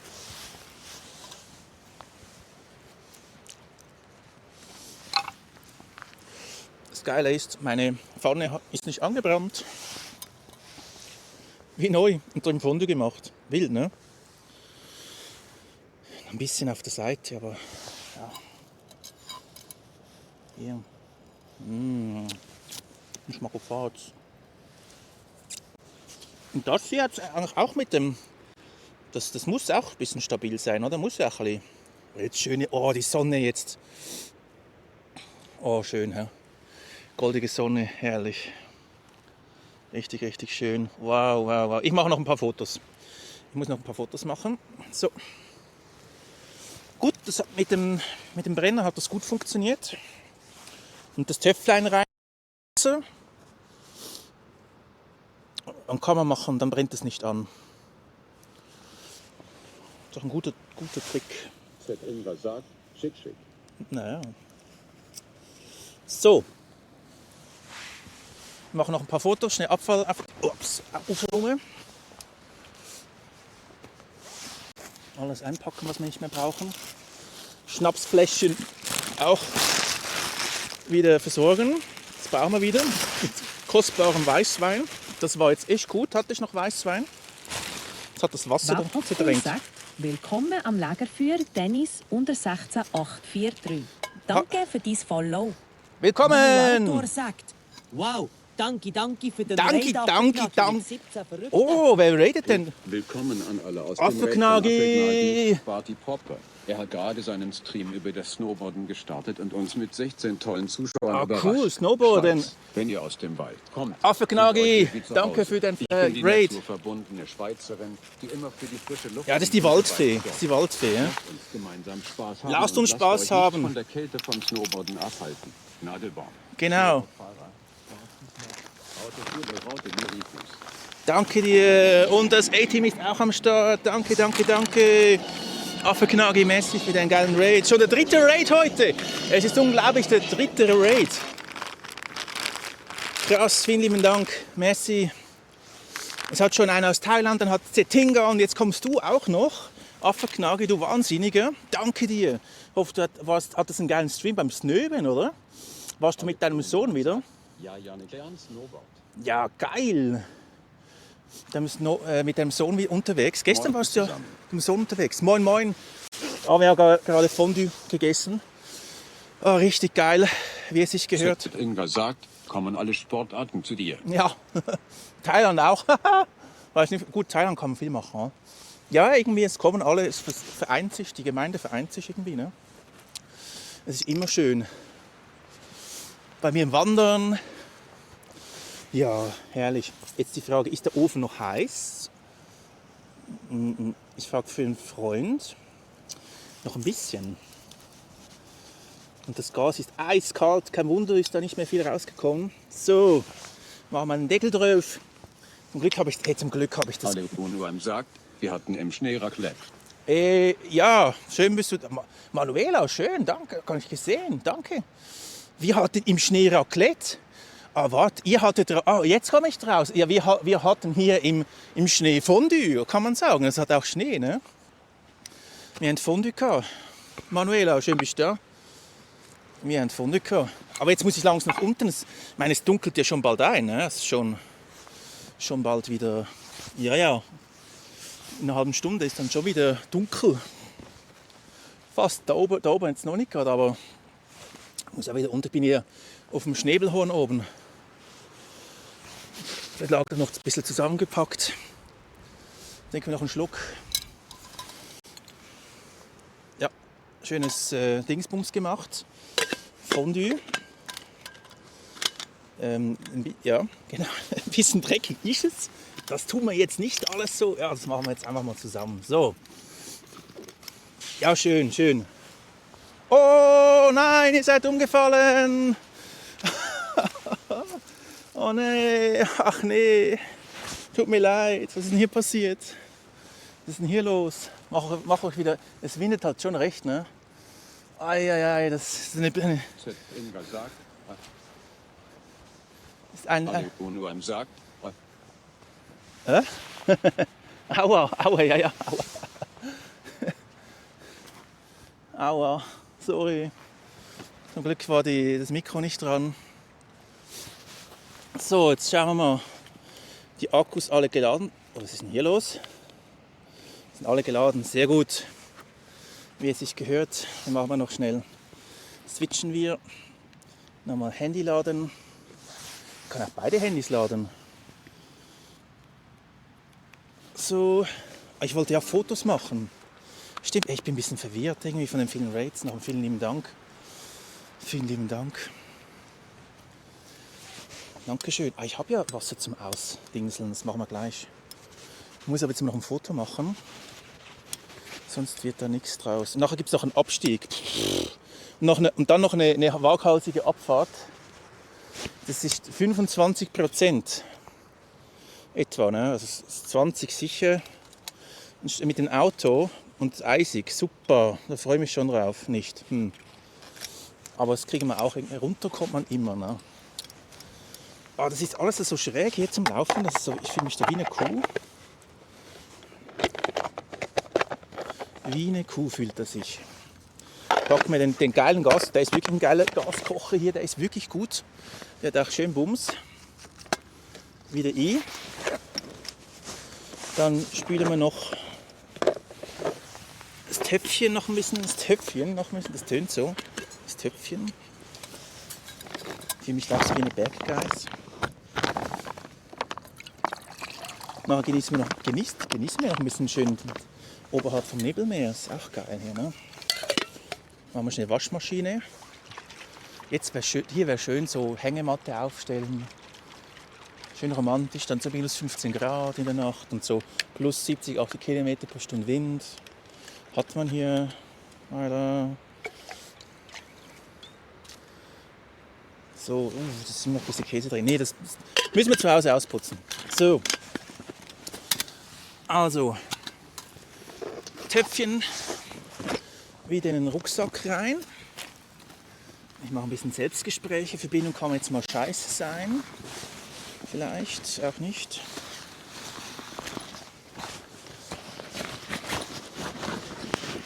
Genau, Holzbrett vom Schneiderbrettchen auch rein. Oh, das ist alles so steil, gemein hier.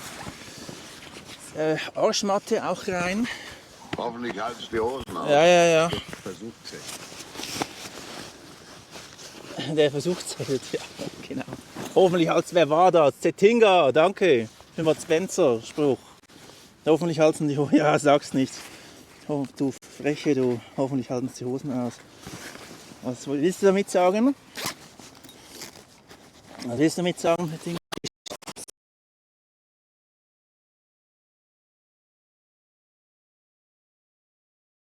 Die Bad Spencer-Bohnen habe ich zu Hause gelassen. Die habe ich zu Hause gelassen. So, was brauchen wir noch? Tee trinken. Hinsetzen, genießen, Fotoschießen. Wenn irgendwas sagt, das runterfahren dann. Oh ja. Sag's, ey. Ja. Ich habe mir schon fast ins Höschen gemacht beim Rauffahren. Es ist dann auch recht eng geworden. Ne? Oh. Da habe ich noch Wasser. Vielseits, Zettiga macht Foto. Danke, Zettiga. Ich will noch ein bisschen umfüllen. Dann muss ich noch eine Getränkerückgabe vielleicht noch machen. Ich brauche da irgendwie, ich fühle mich damals wie so auf dem Kinderspielplatz. Joko 275 macht Foto. Danke, Joko. Und ich muss auch noch ein Foto machen. Meine super Flasche, Thermosflasche, die echt gut ist.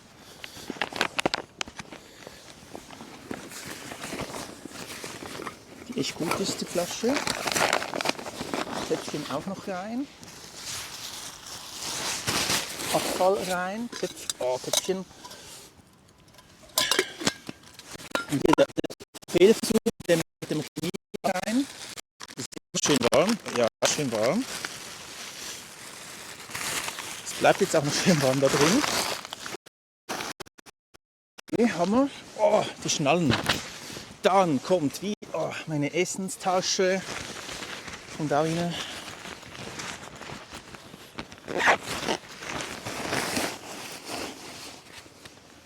Flasche. Ist das meine Flaschenzeit eigentlich? Ja. Boah, was ist denn hier? Was ist Seite drin? Boah. Ach so, die Thermoskanne.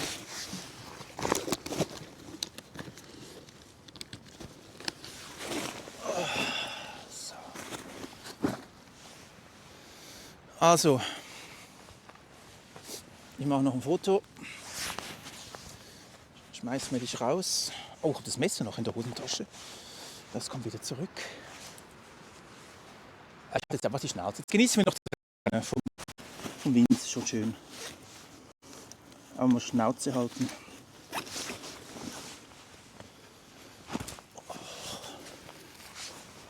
Kabels. Anchor Prime, beste. Sponsoring incoming.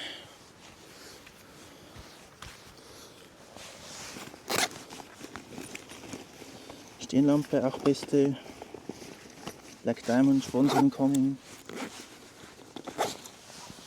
Da Fotoschießen. JBL Clip, beste. Reinhauen, hängen. Auch Sponsoring. So, machen wir noch ein schönes Foto. Das Familienalbum. Jetzt ist ein bisschen fresh hier. Inga sagt, wie wäre der Wind an deinem Platz zum Abheben? Und wäre unten irgendwo ein Platz zum Landen? Vielleicht auf der anderen Seite könnte man abheben. Und glaube ich zu viel. Ich glaube schon so 70er Böen und so. Ich glaube, es ist zu bockig, will ich jetzt sagen. Für Gleitschirm. Schon recht bockig. Ich habe keinen gesehen jetzt. Und sowieso, es ist Ostwind bis, also vom Sentis her. Oder sogar mit Südost drin. Es wäre eher auf die andere Seite zum Starten. Das ist eher so Zürich. Ne? So Zürich, Uetliberg und so, dort ist gut. Aber ich weiß nicht, ob die heute auch schöne Fotos. Was an die Fee sagt, Kelti 219 macht Foto. Jetzt macht die auch, ne? Jetzt mache ich von mir auch noch eins. Mit schönem Panorama. Süß. Für Mama. Und Palmine. So. Wird Frau geschickt. Oh.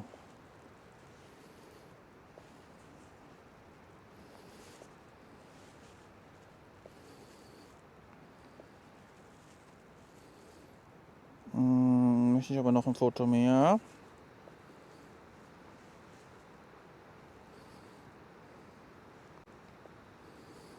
Noch ein Foto mehr. Oh, was ist denn das hier? Noch ein Foto. Oh, was ist denn das hier?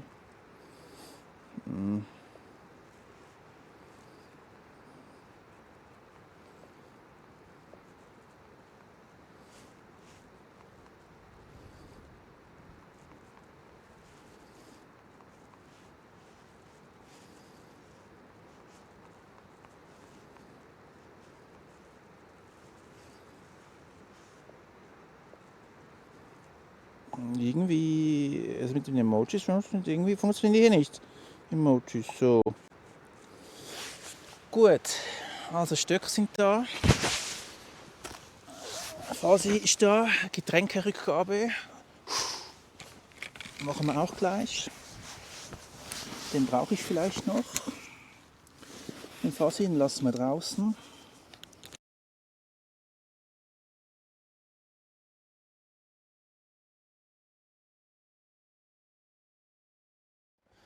Europäische oder eurasische Platte geschoben.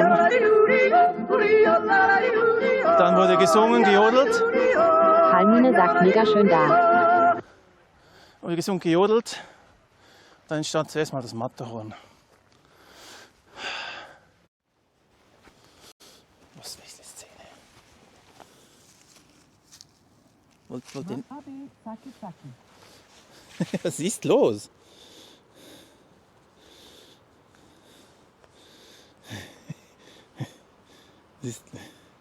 WB, zacki, zacki, okay. Welche Szene? F? Das war aber ein krasses F gerade. Was war denn das für ein F? Komisch? Keine Ahnung. Ja, ich schicke euch schnell, gebe euch schnell das Bild hier. Ich mache schnell Getränkerückgabe.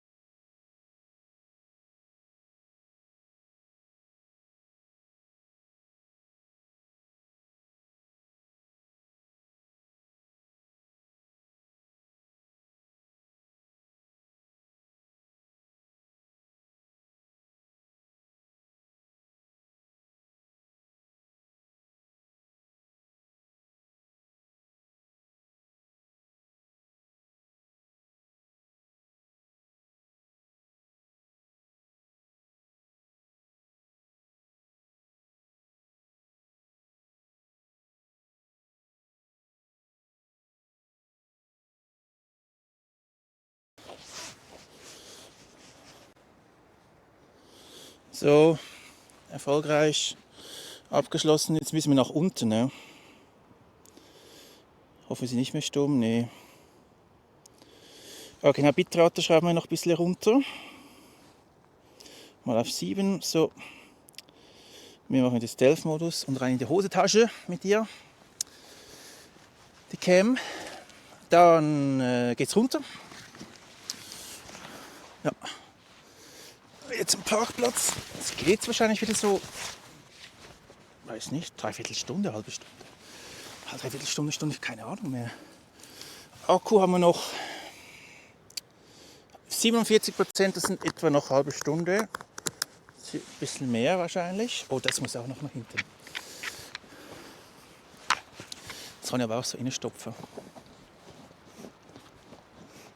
Oh! Jetzt gibt es einen epischen Abstieg. Oh ja, ich wollte noch gucken wegen Schlüssel. Ob ich einen Autoschlüssel dabei habe. Das wäre natürlich auch von Vorteil. Wir gucken mal, ob ich mal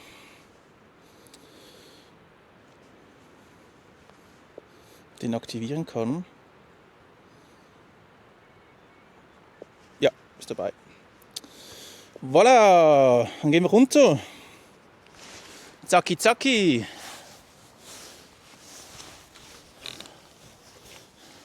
Oh, jetzt wird's fresh, ich sag's euch. Jetzt wird's fresh, aber geil. Haben wir alles? Genau, wie geht es mit dem Besen im Klo? Zurück, Blick zurück. Sieht nicht schlecht aus, sieht sehr gut aus, sehr ordentlich zurückgelassen. Team von die Natur verbunden. So. Wie spät ist es? Ich habe keine. Ja, doch, ich habe eine Ahnung. 16:20 Uhr, okay. So. Ist eigentlich zu spät. Es ist bald Sonnenuntergang, aber ich habe eine Stirnlampe dabei, regelt. Wir sehen da Schnee und Eis. Feuer, Eis und Dynamit. Wer kennt den Film noch von Willy Bogner? Ja. Oh, schön. Es gibt einen schönen Abstieg. Es gibt einen super Abstieg. Ja, gerade der muss länger sein. Oh, geiles Nebelmeer. Jetzt wird es langsam spannend hier unten. Die Stimmung ist eigentlich auch sehr, sehr geil. Ne? Ist ja viel besser als vorher im Sonnenuntergang. Krass. Ist super die Stimmung. Ist echt schön. Jetzt bin ich wirklich alleine. Es gibt wahrscheinlich Gründe. Es gibt immer einen Grund, wieso das man alleine ist. Oh, geil. Das ist echt geil. Jetzt machen wir die Stöcke noch ein bisschen länger. Hammer, ne? Oh, komm, wir gehen noch ein bisschen runter. Und dann sieht man richtig schön, wie das Nebelmeer reinscheppert. Oh, unten wird es saukalt. Ich merke das jetzt schon. Es wird richtig, richtig kalt. Es wird richtig kalt. Oh, ein Mikro fast abgefallen. Glück gehabt. So. Ja, es wird kalt. Kalt. Jetzt haben wir dann bald blaue Stunde. Ne? Jetzt seht ihr schon, Schnee ist schon super blau. Die Sonne kommt schon fast nicht mehr hoch. Dann machen wir die Stöcke noch ein bisschen. Da gehen wir auf 100. Länger wollen wir, ne? 125. Dann wollen wir auch 125. Seid ihr überhaupt noch da? Oh, ist ja streng. Ist kalt, ne? Zusammengezogen. Finger eingeklemmt. So, hier machen wir auch 125 Zentimeter. Und hier auch, ne? Oh, es ist streng, es ist so kalt. Ich bin ganz alleine jetzt. Aber ihr seht ja auch, was irgendwas passiert, ihr seht, wo ich bin, ne? Wisst Bescheid, könnt ihr dann alarmieren oder so. Oh nein, ich muss Schuhbändel binden, muss ich noch? Ich glaube, es ist keine schlechte Idee. Wir binden noch schnell Schuhbändel. Ich glaube, es ist keine dumme Idee, oder? Seid ihr noch da?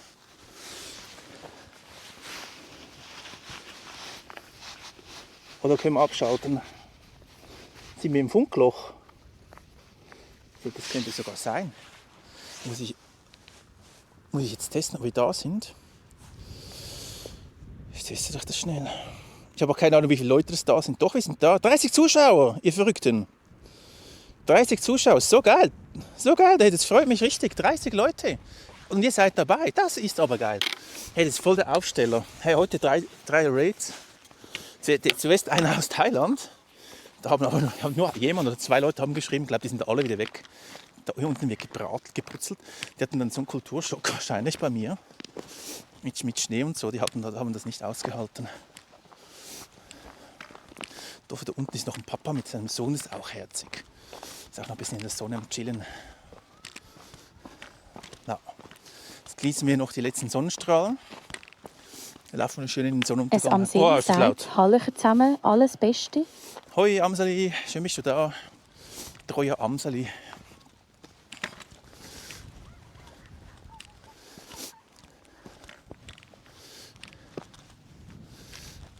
Boah, das ist aber auch tricky hier. Ne? Irgendwie gibt es keinen offiziellen Wanderweg da oben. Es ist irgendwie alles Kuhwege. Ich glaube, das machen sie extra. Also zu viele Leute. Es gibt keinen offiziellen Wanderweg irgendwie. Du kannst, wo du willst, du musst einfach runter. Und wo die Kühe sind, da hat es überall Eis. Wir können auch so ein bisschen reincruisen. Das Schnee ist schon richtig krass blau jetzt. Wow. Stimmung auch schön. Da vorne Zürichsee wäre da, ne? Sieht noch die Nebelschicht vom Zürichsee, die kleine.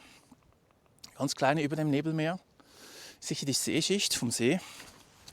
Ist der Wärme aus der Luft. Ja. Und da hinten haben wir Bachtel und so. Und da Zürich und Rapperswil. Genau, wenn wir auf Rapperswil sehen, zum Moritz von hier oben. Das stimmt sogar. Habe ich mir auch schon gesehen. Auf dem anderen Berg, eins weiter.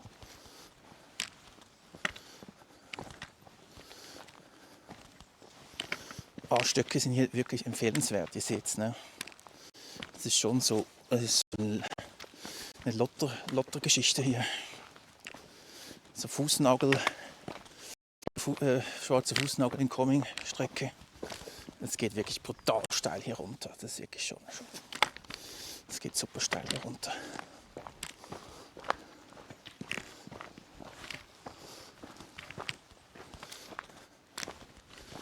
Super schön.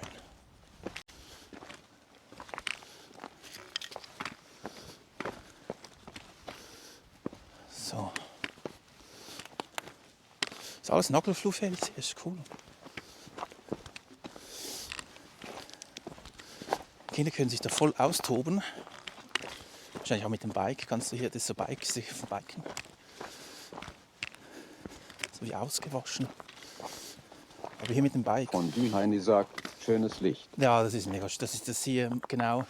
Ich mache mir auch noch ein Foto. Es ist fantastisch. Es ist so fantastisch. Und es ist ruhig. Es ist super. Jetzt geht da schön die Sonne hinter dem. Ja, was ist es? Da hinten auch mal der Bachtel oder so wahrscheinlich. Hinter dem Berg ist dann irgendwo. Oh, schön, schön, schön. Aber es reflektiert, ne? Es ist fies. Die Linse. So Linse putzen. Waldfee sagt, das Amseli macht Foto. Danke, Amseli. Danke, Amsel. Das ist schöne Stimmung. Wow.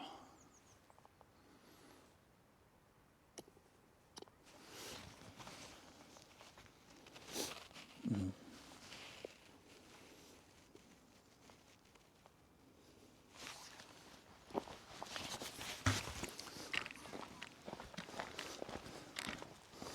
Und wenn man nach unten schaut, weil der Himmel ist natürlich so blau hier oben, ist krass. Auch diese Stimmung hier. Hey, zieht euch diese Stimmung auch rein. Mit dem Mond hier oben noch. Das ist schon crazy geil. Ja, so der Himmel kann nicht blau sein. Das ist so das Azurblau. Das ist das Cyan, das nicht Cyan. Es ist wirklich so ein mega leuchtendes Blau, krass. Und der Schnee reflektiert natürlich. Und der ist auch super blau. Alles ist blau.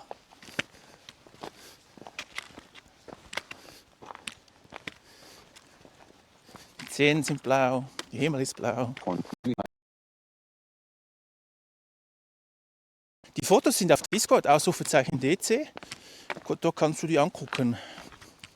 Die macht Ausrufezeichen DC. Und dann kommst du bei mir auf dem Server, Discord-Server, bei Fotos sind die alle drauf. Ja. Sie sind halt nicht clean, oder? Du hast halt das Moblin-Overlay drin. Weiß nicht, ob ich das Moblin mache, aber... Es Amseli sagt, krass, ich sitze den ganzen Tag unter dem Nebel. Ja, du, das habe ich gestern auch gehabt. Aber hier kannst du es jeden Tag haben. Ich glaube noch die ganze nächste Woche. So wie es aussieht, ist ja immer, aber es kommen auch tonnenweise Leute. Ne? Es hat heute auch super viele Leute gehabt. Also alle Parkplätze waren voll. Das habe ich das nicht gedacht, dass es dann so heftig wird. Wir gehen hier auf die Wiese, viel besser. Ja, ich habe Google gefragt, ich suche nach einem coolen Ort, der nicht so überlaufen ist. So ein Geheimtipp quasi. Und, nicht das Hörnli, alle kennen das Hörnli. 2019 sagt, die Schweiz ist einfach schön. Ja, die Schweiz ist super schön. Nicht gerade das Hörnli, habe ich gedacht. Und nachher, ja, hier. Und meine Frau hat gesagt, ja, gehst du hier hoch? Gehst mal rauf. Auf die Straleck. Straleck ist hier unten. Ne? Gehst mal hier hoch. Sicher nicht viele Leute. Es ist pumpervoll. Pumpervoll. Aber ich habe es ja auch gemacht.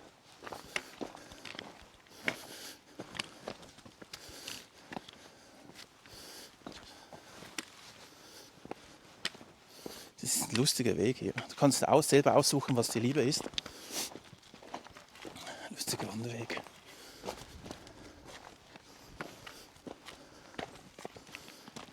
Ein schöner Form auch.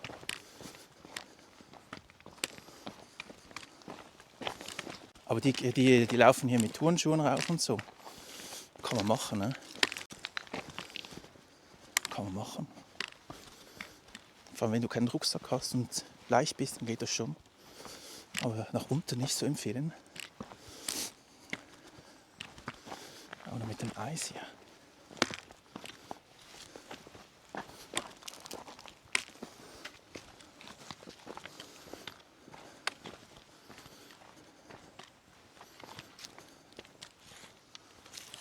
Oh, tschüss Sonne. Jetzt sind wir genau an der Grenze, ne? Sieht's. Das ist so ein krasses, das ist so ein Schwedenlicht. Das ist so ein krasses Licht, das ist so Halblicht. Jetzt ist genau die Zeitpunkt, wir machen das so. Genießen wir das miteinander, bis die Sonne ganz weg ist.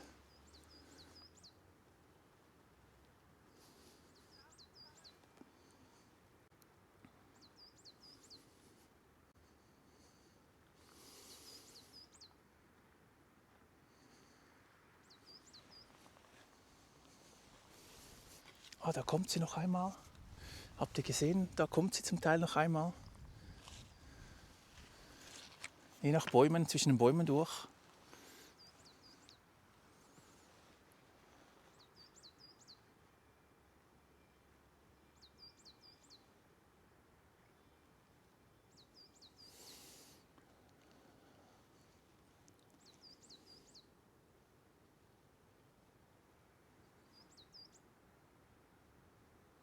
Waki sagt, Damm. Ja. Waldvieh sagt, Waki macht Foto. Danke, Waki. Ich trinke gleich noch einen Schluck Wasser. Kälte 2019 macht Foto. Danke, Kälte.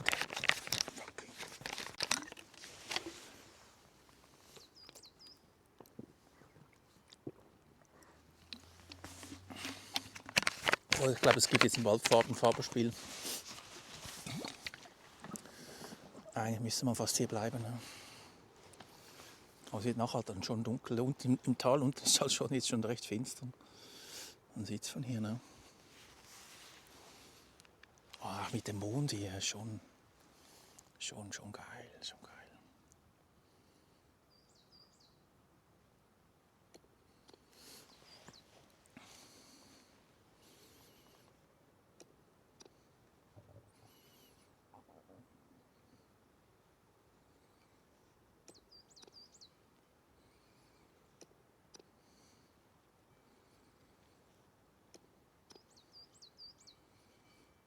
Hört, ich bin fleißig am Fütterle.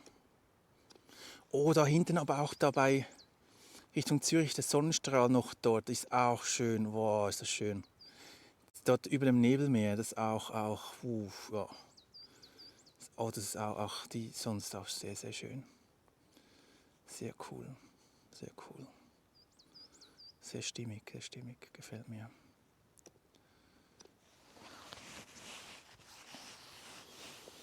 Mhm. Waki macht Foto. Danke, Waki. Jetzt gehen wir langsam weiter. Oh, hier unten sind das Gämse? Moment. Was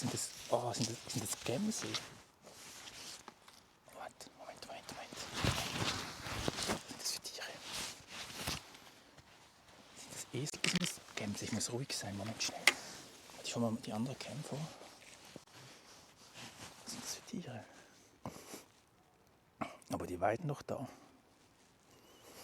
Nee, das sind keine. Und Heini sagt, das wäre Richtung Innenschwyz-Luzern.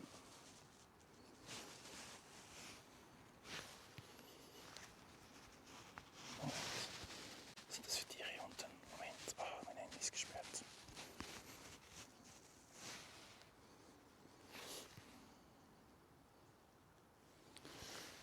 Schaut mal hier unten, was sind das für Tiere? Warte, ich zeig's euch gleich. Was sind das? Das sind Esel. Das sind keine Wildtiere, oder? Nee, die sind ich glaube, das sind Esel. Ja, das sind Esel. So.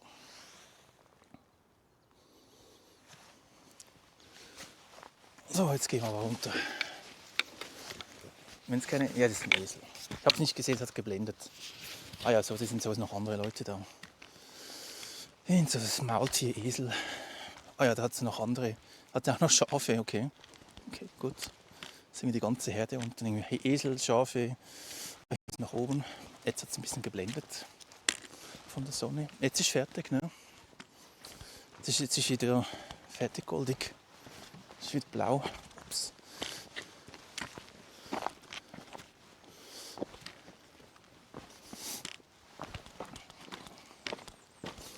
Ich bin dann auch überhaupt nicht im Wanderflow. Ich merke, dass ich brauche wieder Tessin-Wanderferien. Also nach einer Woche läuft das wieder ganz anders.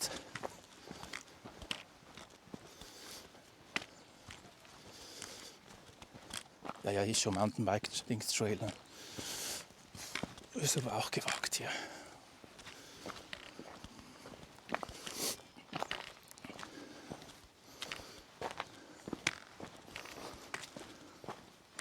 Auch schön so. Stimmung.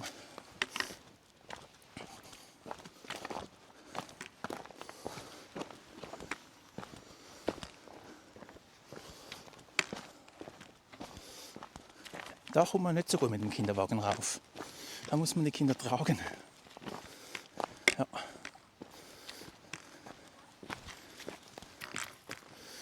Müssen sie tragen. Kommt der halbe Fels noch mit. Welche nehmen wir hier? Einmal bei der Fichte durch. Dann wieder so, Slalom. Nehmen wir diesen hier.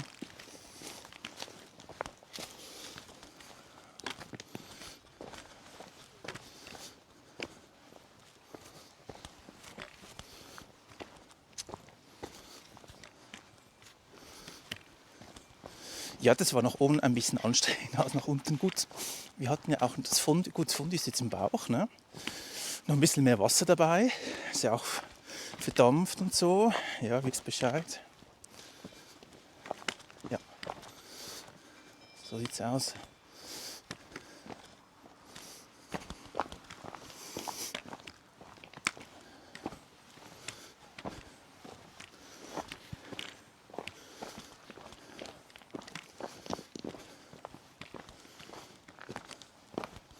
So, jetzt sind wir dann unten. Riecht es auch schon recht stark nach Esel.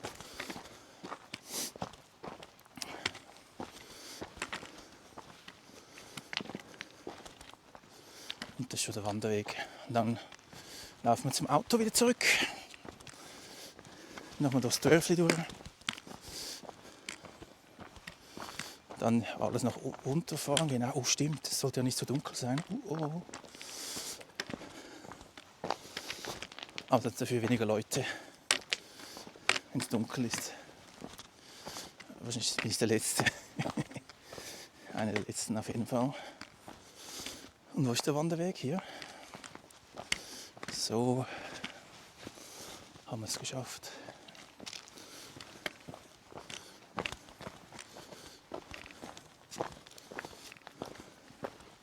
Sehr schön.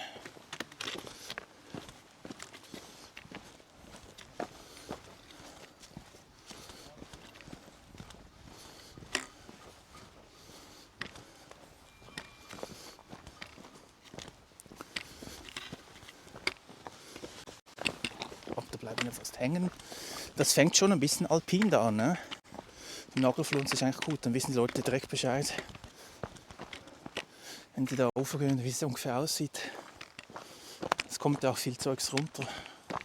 Also ganz ohne ist es nicht. Ne? Kriegt man mal einen Stein auf den Kopf und so. Hier wieder Thermoskanne, die haben wir schon unten, haben wir das schon gesehen. Habe ich schon genug.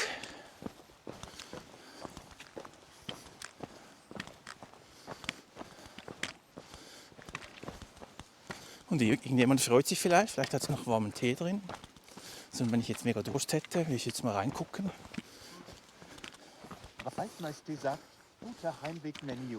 Ja, danke, ich bleibe mit. In die Küche. Ah, gut, gibt es Fondue? Bolo-Sauce vorkochen. Was? Bolo-Sauce? Okay, kein Fondue. Ja, Bolo ist auch geil. Ja, ich koche dann später auch vielleicht noch was Kleines. Ich mache vielleicht noch Bruschetta, so, weißt du, so Tomatenbrot und so, sehr geil. Und vor allem geilen Tomatensalat mit Zwiebeln und ein bisschen Käse oder so, sowas. Das waren jetzt ja nur 200 Gramm Fondue, ist ja eigentlich nichts. Ne? Oh, auch schön mit dem Nebel. Schauen wir gleich rein. Dann machen wir schnell die andere Seite. Ach geil, jetzt zieht der Nebel rein, Hochnebel kommt, also der Nebel kommt runter. Zieht richtig schön die Nebelstraße da. Wie das runterzieht. Und auf der anderen Seite zieht es dann wieder hoch. So wie eine Welle. In Schnelllauf hast du so eine Welle drin. Eine Surfwelle. Es wird genau gleich aussehen. Cool. So, wir müssen zurück. Sonst gibt es noch eine Mondwanderung.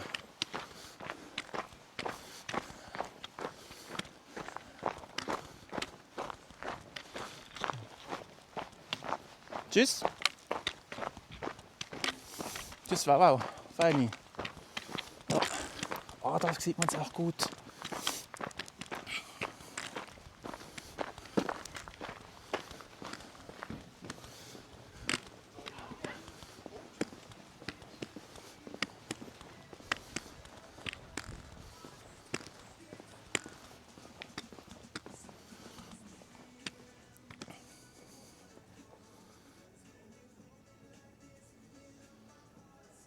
Geil, ne?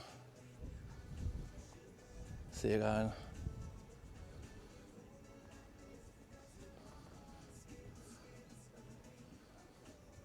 Heini, Meteorologie, 3. Semester. So.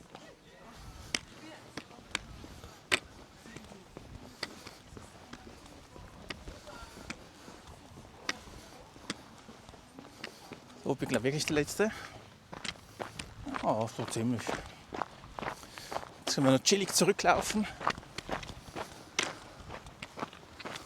Stöcke brauchen wir eigentlich gar nicht mehr. Aber die geben schön warm. Die nehmen wir noch. Die geben warm. Die halten wir noch an.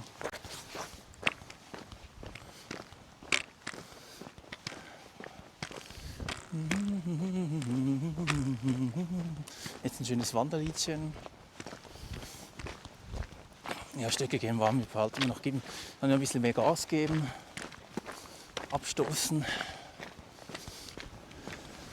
Oh, jetzt wieder windig.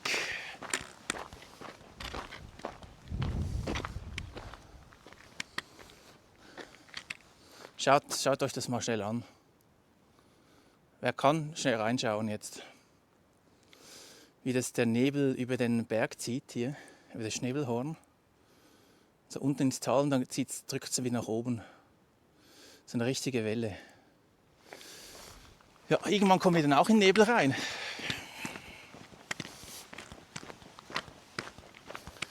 Ihr könnt auch zurückspulen bei mir, das geht ja. Ihr könnt es nochmal angucken, wenn euch das Spaß gemacht hat. Waldfee sagt, das Amseli macht Foto. Danke Amseli, ich hoffe, wir haben es noch verwünscht. Oh, jetzt der Wind. Ein bisschen nach oben, ja, man sieht so. Noch mehr nach oben. So.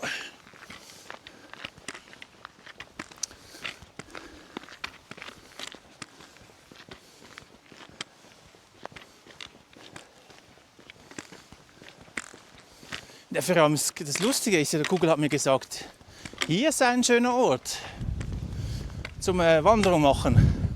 Aber ich meine, da muss man da oben, man muss da oben drauf. Sonst verpasst man was. Also, da hat sie da oben gemeint, könnte auch sein. Das Amseli sagt, gibt eine gewisse Verzögerung. Ja, wir haben schon etwa 10 Sekunden. Haben wir schon Tierhag am Schnebelhorn.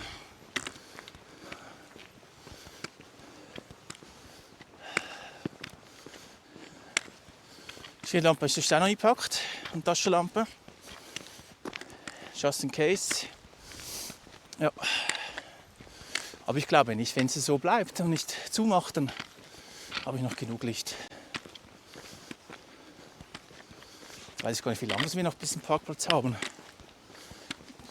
20 Minuten. Es ist schon mal langsam mal dunkel.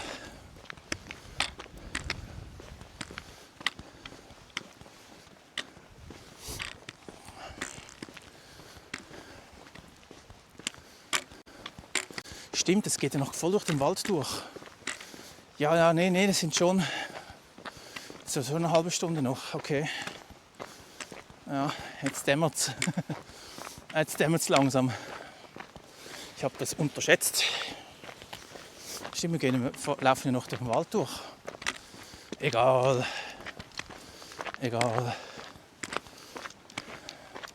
Aber machen wir schnell Handy-Akku-Check. Wenn der Akku gut ist, dann ist gut.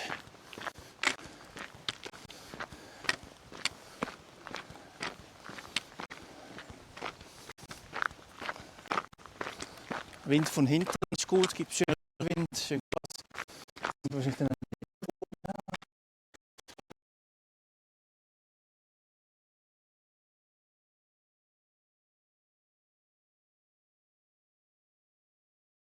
Ja, ist viel zu heiß, wir müssen rüber. Hey Google, stopp! Hey Google, stopp! Hey Google, Spotify, stopp! Hey Google, stopp! Hey Google, fick dich! Ja, das hat geklappt. Es tut mir leid, aber ich kann auf diese Art von Sprache nicht reagieren. Hey Google, würdest du bitte Spotify pausieren?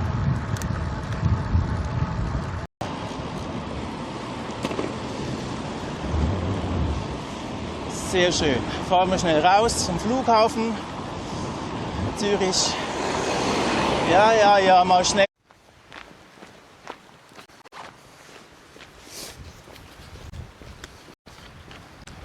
WB.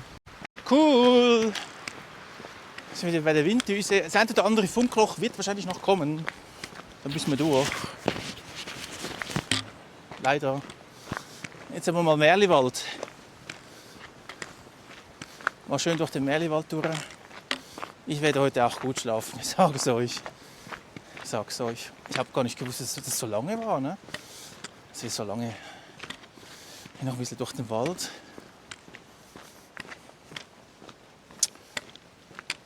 Und wer ist alles am Kochen von euch? Wer hat schon was gekocht? Wer kocht schon? Waldmeister macht Bolognese, oder? Waldmeister war das, glaube ich, ja. Oder Zettinga, ich weiß nicht mehr. Aber da wird gekocht. Das ist gut. Ich hatte mein Ziel schon. Oh, das geht schon in die Knie her. Ist gut, habe ich die Stöcke dabei. Das ist sehe schon, Knee Pain incoming.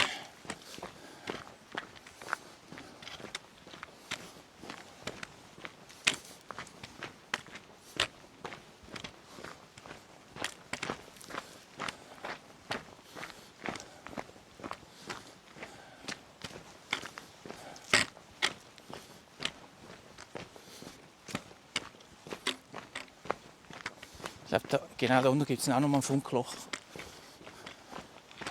In der Kurve. Oh, im Schuhbändel binden. Das machen wir jetzt schnell.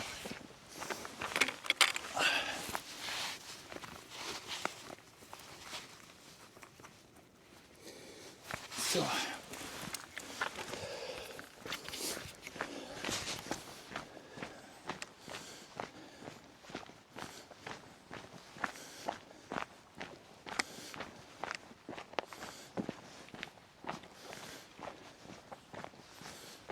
So, Deli. Was war denn das? Habe ich einen WhatsApp gekriegt wahrscheinlich. So. 16:50 Uhr, ja, Sonnenuntergang, ne? So sieht es aus. Ja, von meiner Frau ein Küssli. Ein Küsslein. Ich schicke noch mal ein Fötterli. Ein schönes Fötterli. Nochmals. Oh, das tue ich dann in ganz ein schönes Foto. Das ist so wie Rio de Janeiro mit Nebelstimmung. Sieht so aus mit dem Berg da vorne und den Alpen. Das sieht richtig geil aus. Das macht das in Discord rein. Das ist richtig ein schönes geworden. Ja.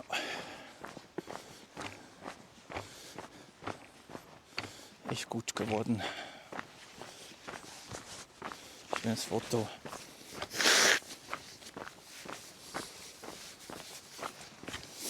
Jetzt freue ich mich dann schon auf die Sitzheizung.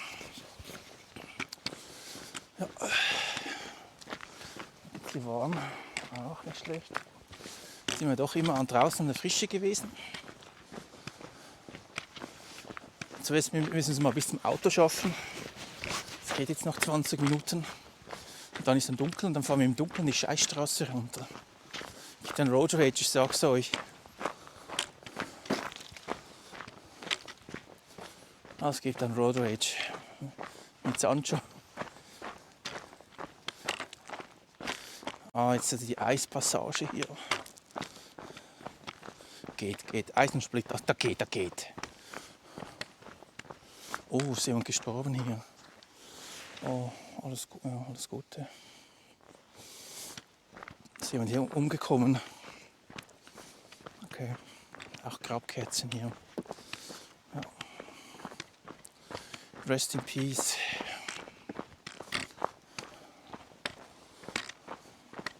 Ruhe in Frieden, sei gesegnet.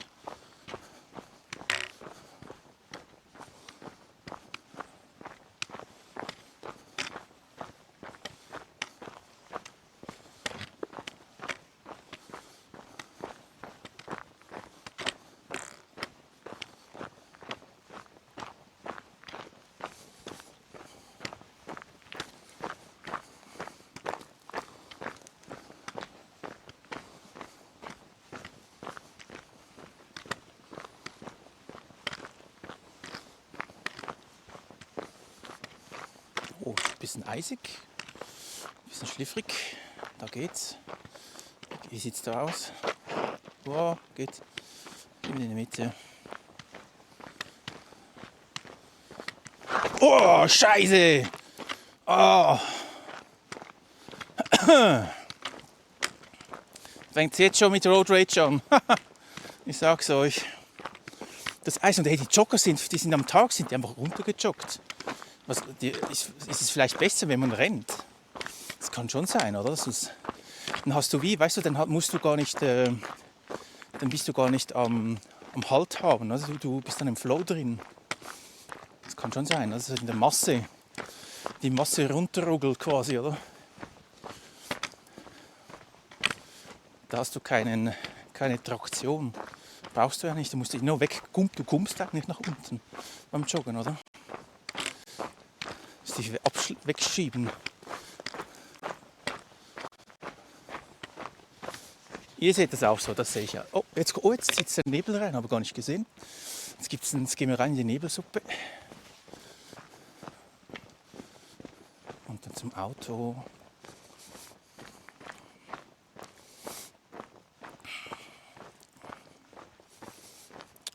Hatten wir Funkloch? Ich glaube, wir sind wieder da, oder? Schauen wir mal rein. Vielleicht, ich habe das gar nicht mitbekommen mit dem Funkloch. Doch, wir sind da. Alles gut. 4 Stunden 20 schon. Ja, nicht schlecht. Ich wecke euch mal.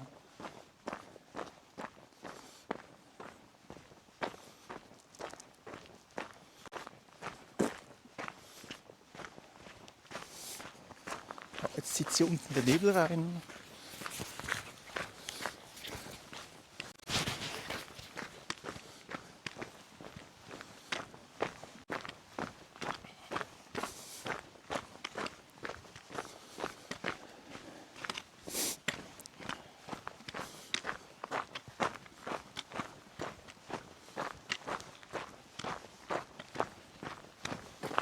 Ja, es geht recht runter. Das war doch schon ein bisschen ein Waldanstieg da. Das ist schon eine kleine Wanderung. Und dann noch ganz nach oben. Jetzt kommen wir in die Nebelsuppe und ins Funkloch wahrscheinlich auch schnell. Willkommen am Lagerfeuer Brill 1. Danke für dein Follow. Brill 1 oder wie auch immer, willkommen am Lagerfeuer bei der Lagerfeuerwanderung. Fondue-Wanderung war das. Haben Fondue auf Kuhfladen gemacht. War gut. Mit dem Gaskocher. Zweiter Versuch mit Gaskocher. Und genieße es, genieße die Stimmung, die ist absolut einzigartig hier. Zürich Oberland, siehst du auf der Karte, Ausrufezeichen Map oder auch Realtime IRL, seht ihr, wo ich bin. Und jetzt waren wir auf dem Berg oben, recht lange, so 2 Stunden schon. Ne? Jetzt geht es wieder zurück zum Auto. Wandern wir, genau hier wird es Funkloch geben, Nagelfluhwand hier. Wahrscheinlich kurz Funkloch. Genau, ist auch so eine Schnaufi-Strecke. Das ist brutal steil hier. Und nachher fahren wir 25% mit dem Auto nach unten. Das ist auch krass mit auf Eis und so. Da freue ich mich gar nicht drauf. Oh, hier ist aber auch ein Kniekiller hier, ich sag's euch. Oh, das sind auch 25. Ja. Sind wir so schnell raufgegangen? Ja, sehen wir, 25. Sind das schon hier.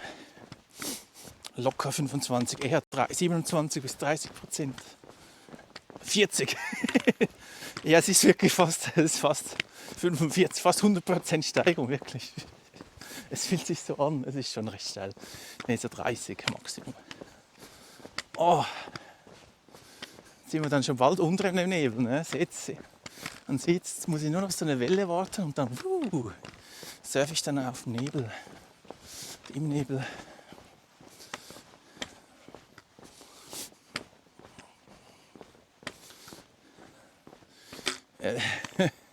Da haben sie es gut gemeint mit Baumställe, mit diesen Seilen, Drahtseilen zu montieren, aber die Stämme müssten wir auch wieder mal, die müsste man ein bisschen ersetzen, glaube ich.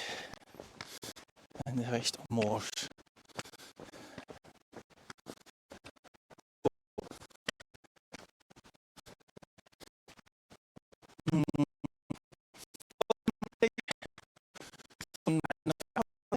Ganz oben hat gewohnt, ganz lange gelebt. Warnung, Funkloch Inkommen, Bitrate 92,5 Kilobit per S.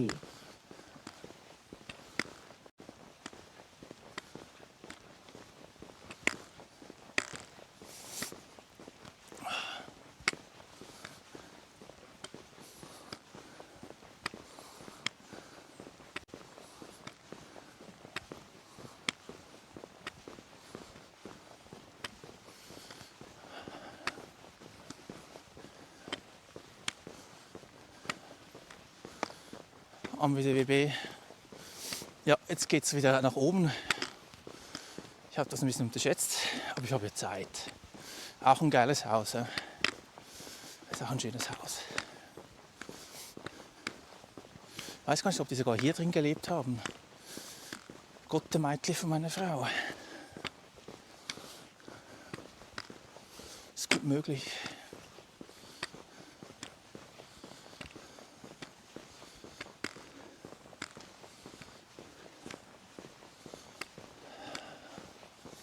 Jetzt spürt man, jetzt kommt die Kälte. Wow. Kälte. ein bisschen eindingseln.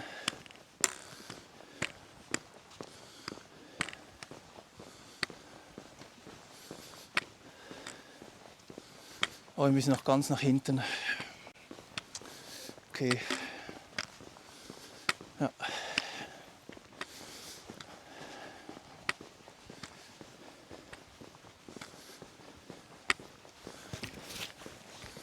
Ah, ist ein Stückchen weg.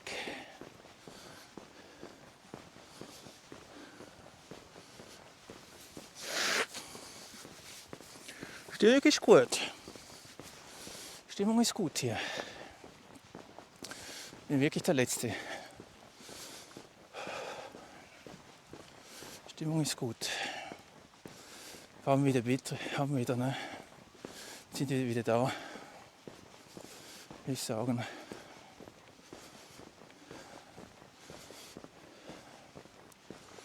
Ja, haben wir wieder, ne? Oh, Schnaffi, der war wieder da. Ja, wir müssen ein bisschen nach oben. Ey, die Stimmung ist super geil, ne? Rosa Himmel. Ich muss auch ein Foto machen. Das ist krass. Ein bisschen nach oben. Jetzt, wenn man anhält, die Beine fangen sofort an zu brennen. Oh, so. Ist nicht angelaufen, nee. Schöner rosa Himmel, geile Stimmung, geile Stimmung. Gracci macht Foto. Stimmung loben, danke. Gracci. Okay, gut. Jetzt aber langsam zurück zum Auto. Das geht noch eine Weile. Ah, Crashy, ich habe Crashy. Danke Crashy, je nach Aussprache, gell, von der Waldfee. Die hat lustige Aussprachen. Nee, weit ist nicht mehr, das täuscht, das ist gut. Das ist 10 Viertelstunde noch, dann sind wir vom Auto. Oh, habe ich gerade das Mikrofon mit Wasser übergossen? Nee. Oh. Wasser auch schön kalt, eiskalt.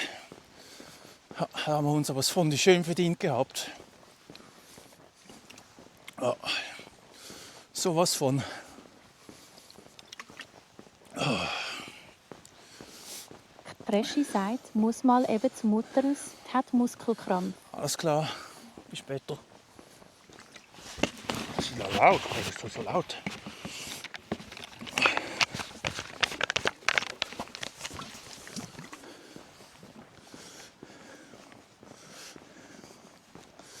So, nochmal Endspurt. Stück brauchen wir nicht mehr.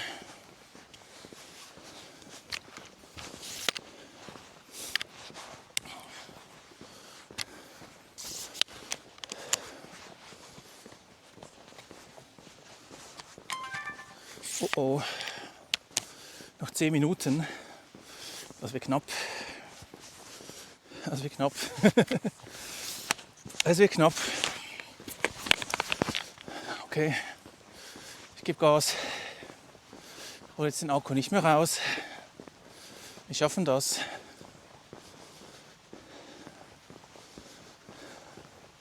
Neun Minuten noch. Wir schaffen das.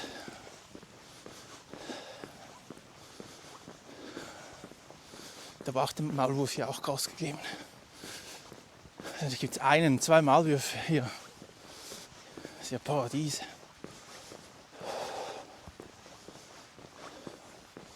Jetzt laufen wir ein bisschen zügiger. Da oben noch mal um die Ecke.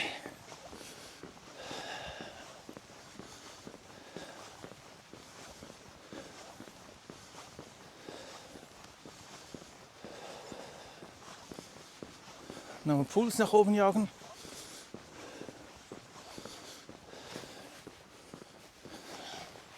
Aussicht genießen.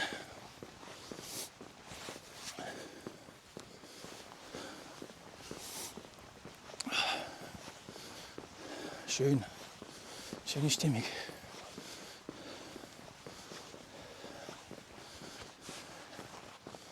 Schön.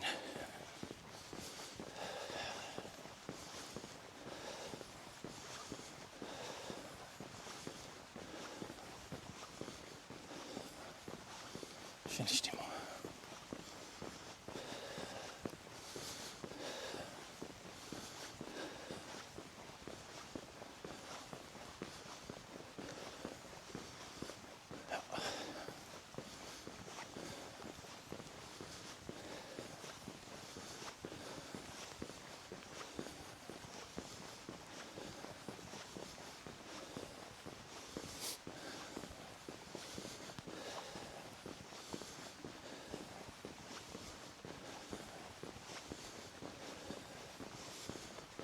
Jetzt ein schöner warmer heißer Kaffee. Das wäre geil. Dafür würde ich alles geben. 5 Franken. Aha.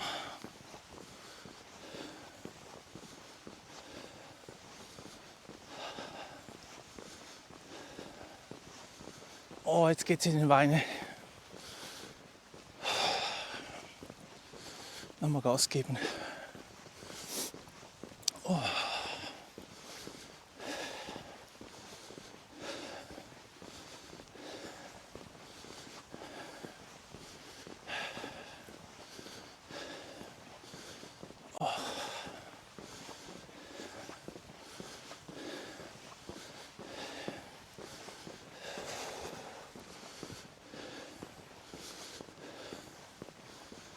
Ein Auto.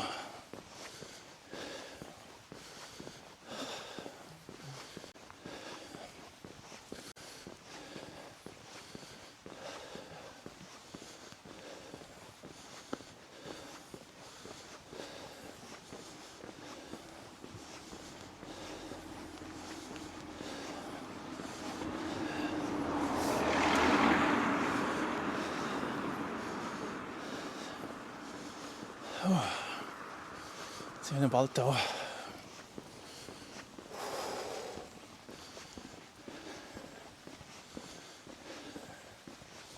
Oh, schön.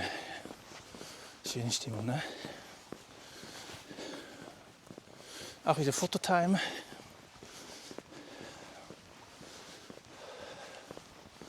Herrlich, wow, mit dem Licht. Und jetzt noch Polarlichter. Hey, wenn das Polarlichter wären, weißt du wie, hier oben siehst du natürlich super gut Richtung Norden. Ja.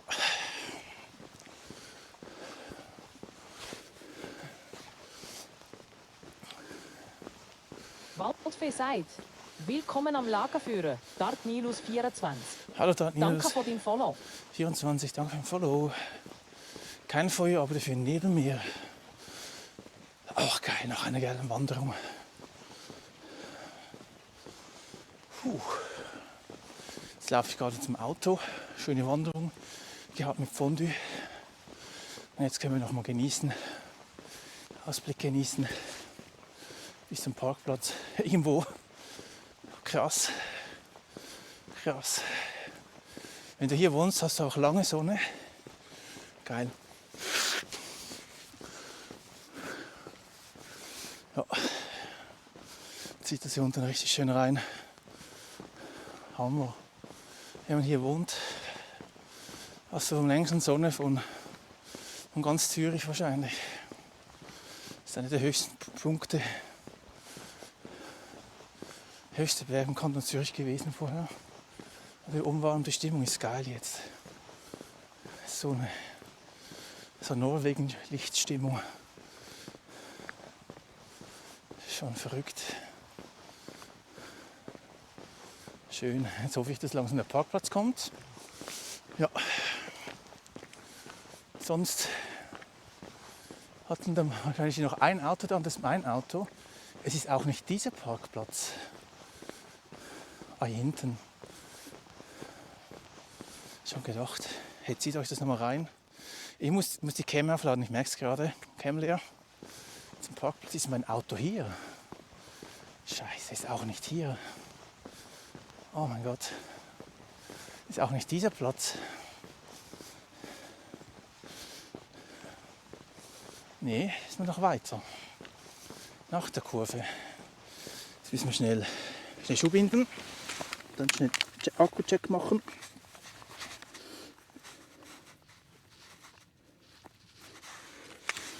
Wenn wir noch 5% haben, ist gut. Action. Oh nee, das hat die 4%. Komm, wir machen das so.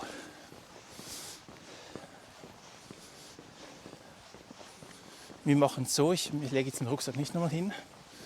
Wenn die Verbindung weg ist, dann geht es automatisch auf das Handy und dann mache ich vom Handy aus.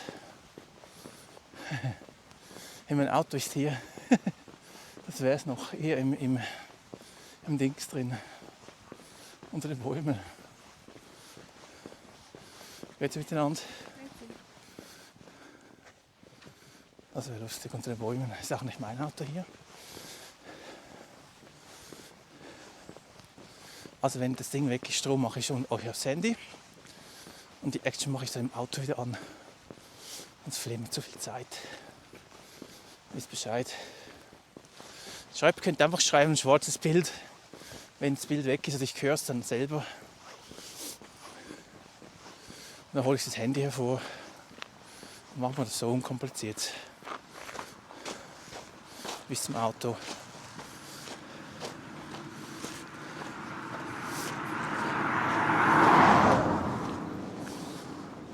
Ich bin auch schwarz angekleidet, auch nicht gut so. Schöne Stimmung. Für all die neu sind bei mir, in der Regel bei mir Lagerfeuer. Da sitzen wir am Abend am Lagerfeuer, am Nachmittag jetzt, genießen ein Bierchen, eine Suppe, jetzt Suppe gegessen, chillen, Natur, Nacht, Sichtkamera, Lagermodus, geil, ne? Einfach genießen. So sieht's aus. Oder auch immer wieder mal wandern und Radfahren. Das auch.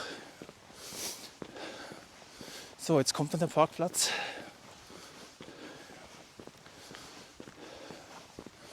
Ich habe es mir kürzer vorgestellt. Aber ich habe es ja selber gelaufen. Ne?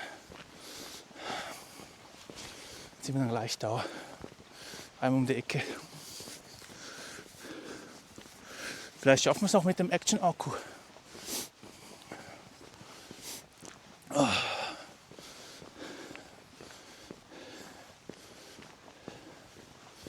Es wäre cool, wenn wir es schaffen. Wer weiß. Es wird knapp. Es wird super knapp. Dann gibt es da kurz ein schwarzes Bild und einen dumpfen Ton von mir aus der Hosentasche. Und einfach nur schwarz. Also sollten wir dann gleich da sein. Sollten wir. Hat er gesagt. Wow. Und falls nicht, suche ich mein Auto im Nebel. Kann man machen. Eigentlich vorne sollte der Parkplatz sein.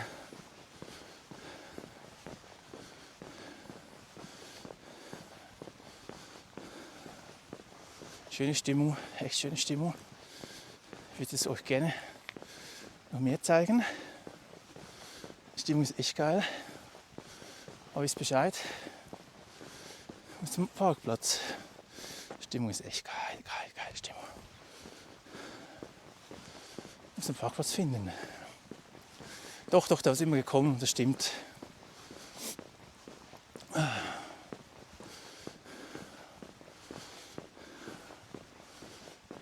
Das stimmt. Das stimmt.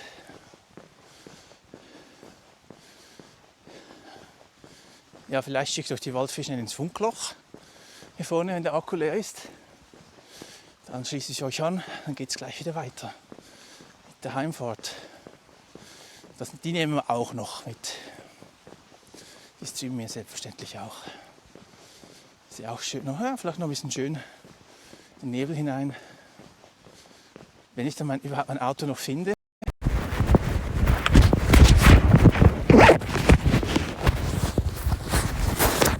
So.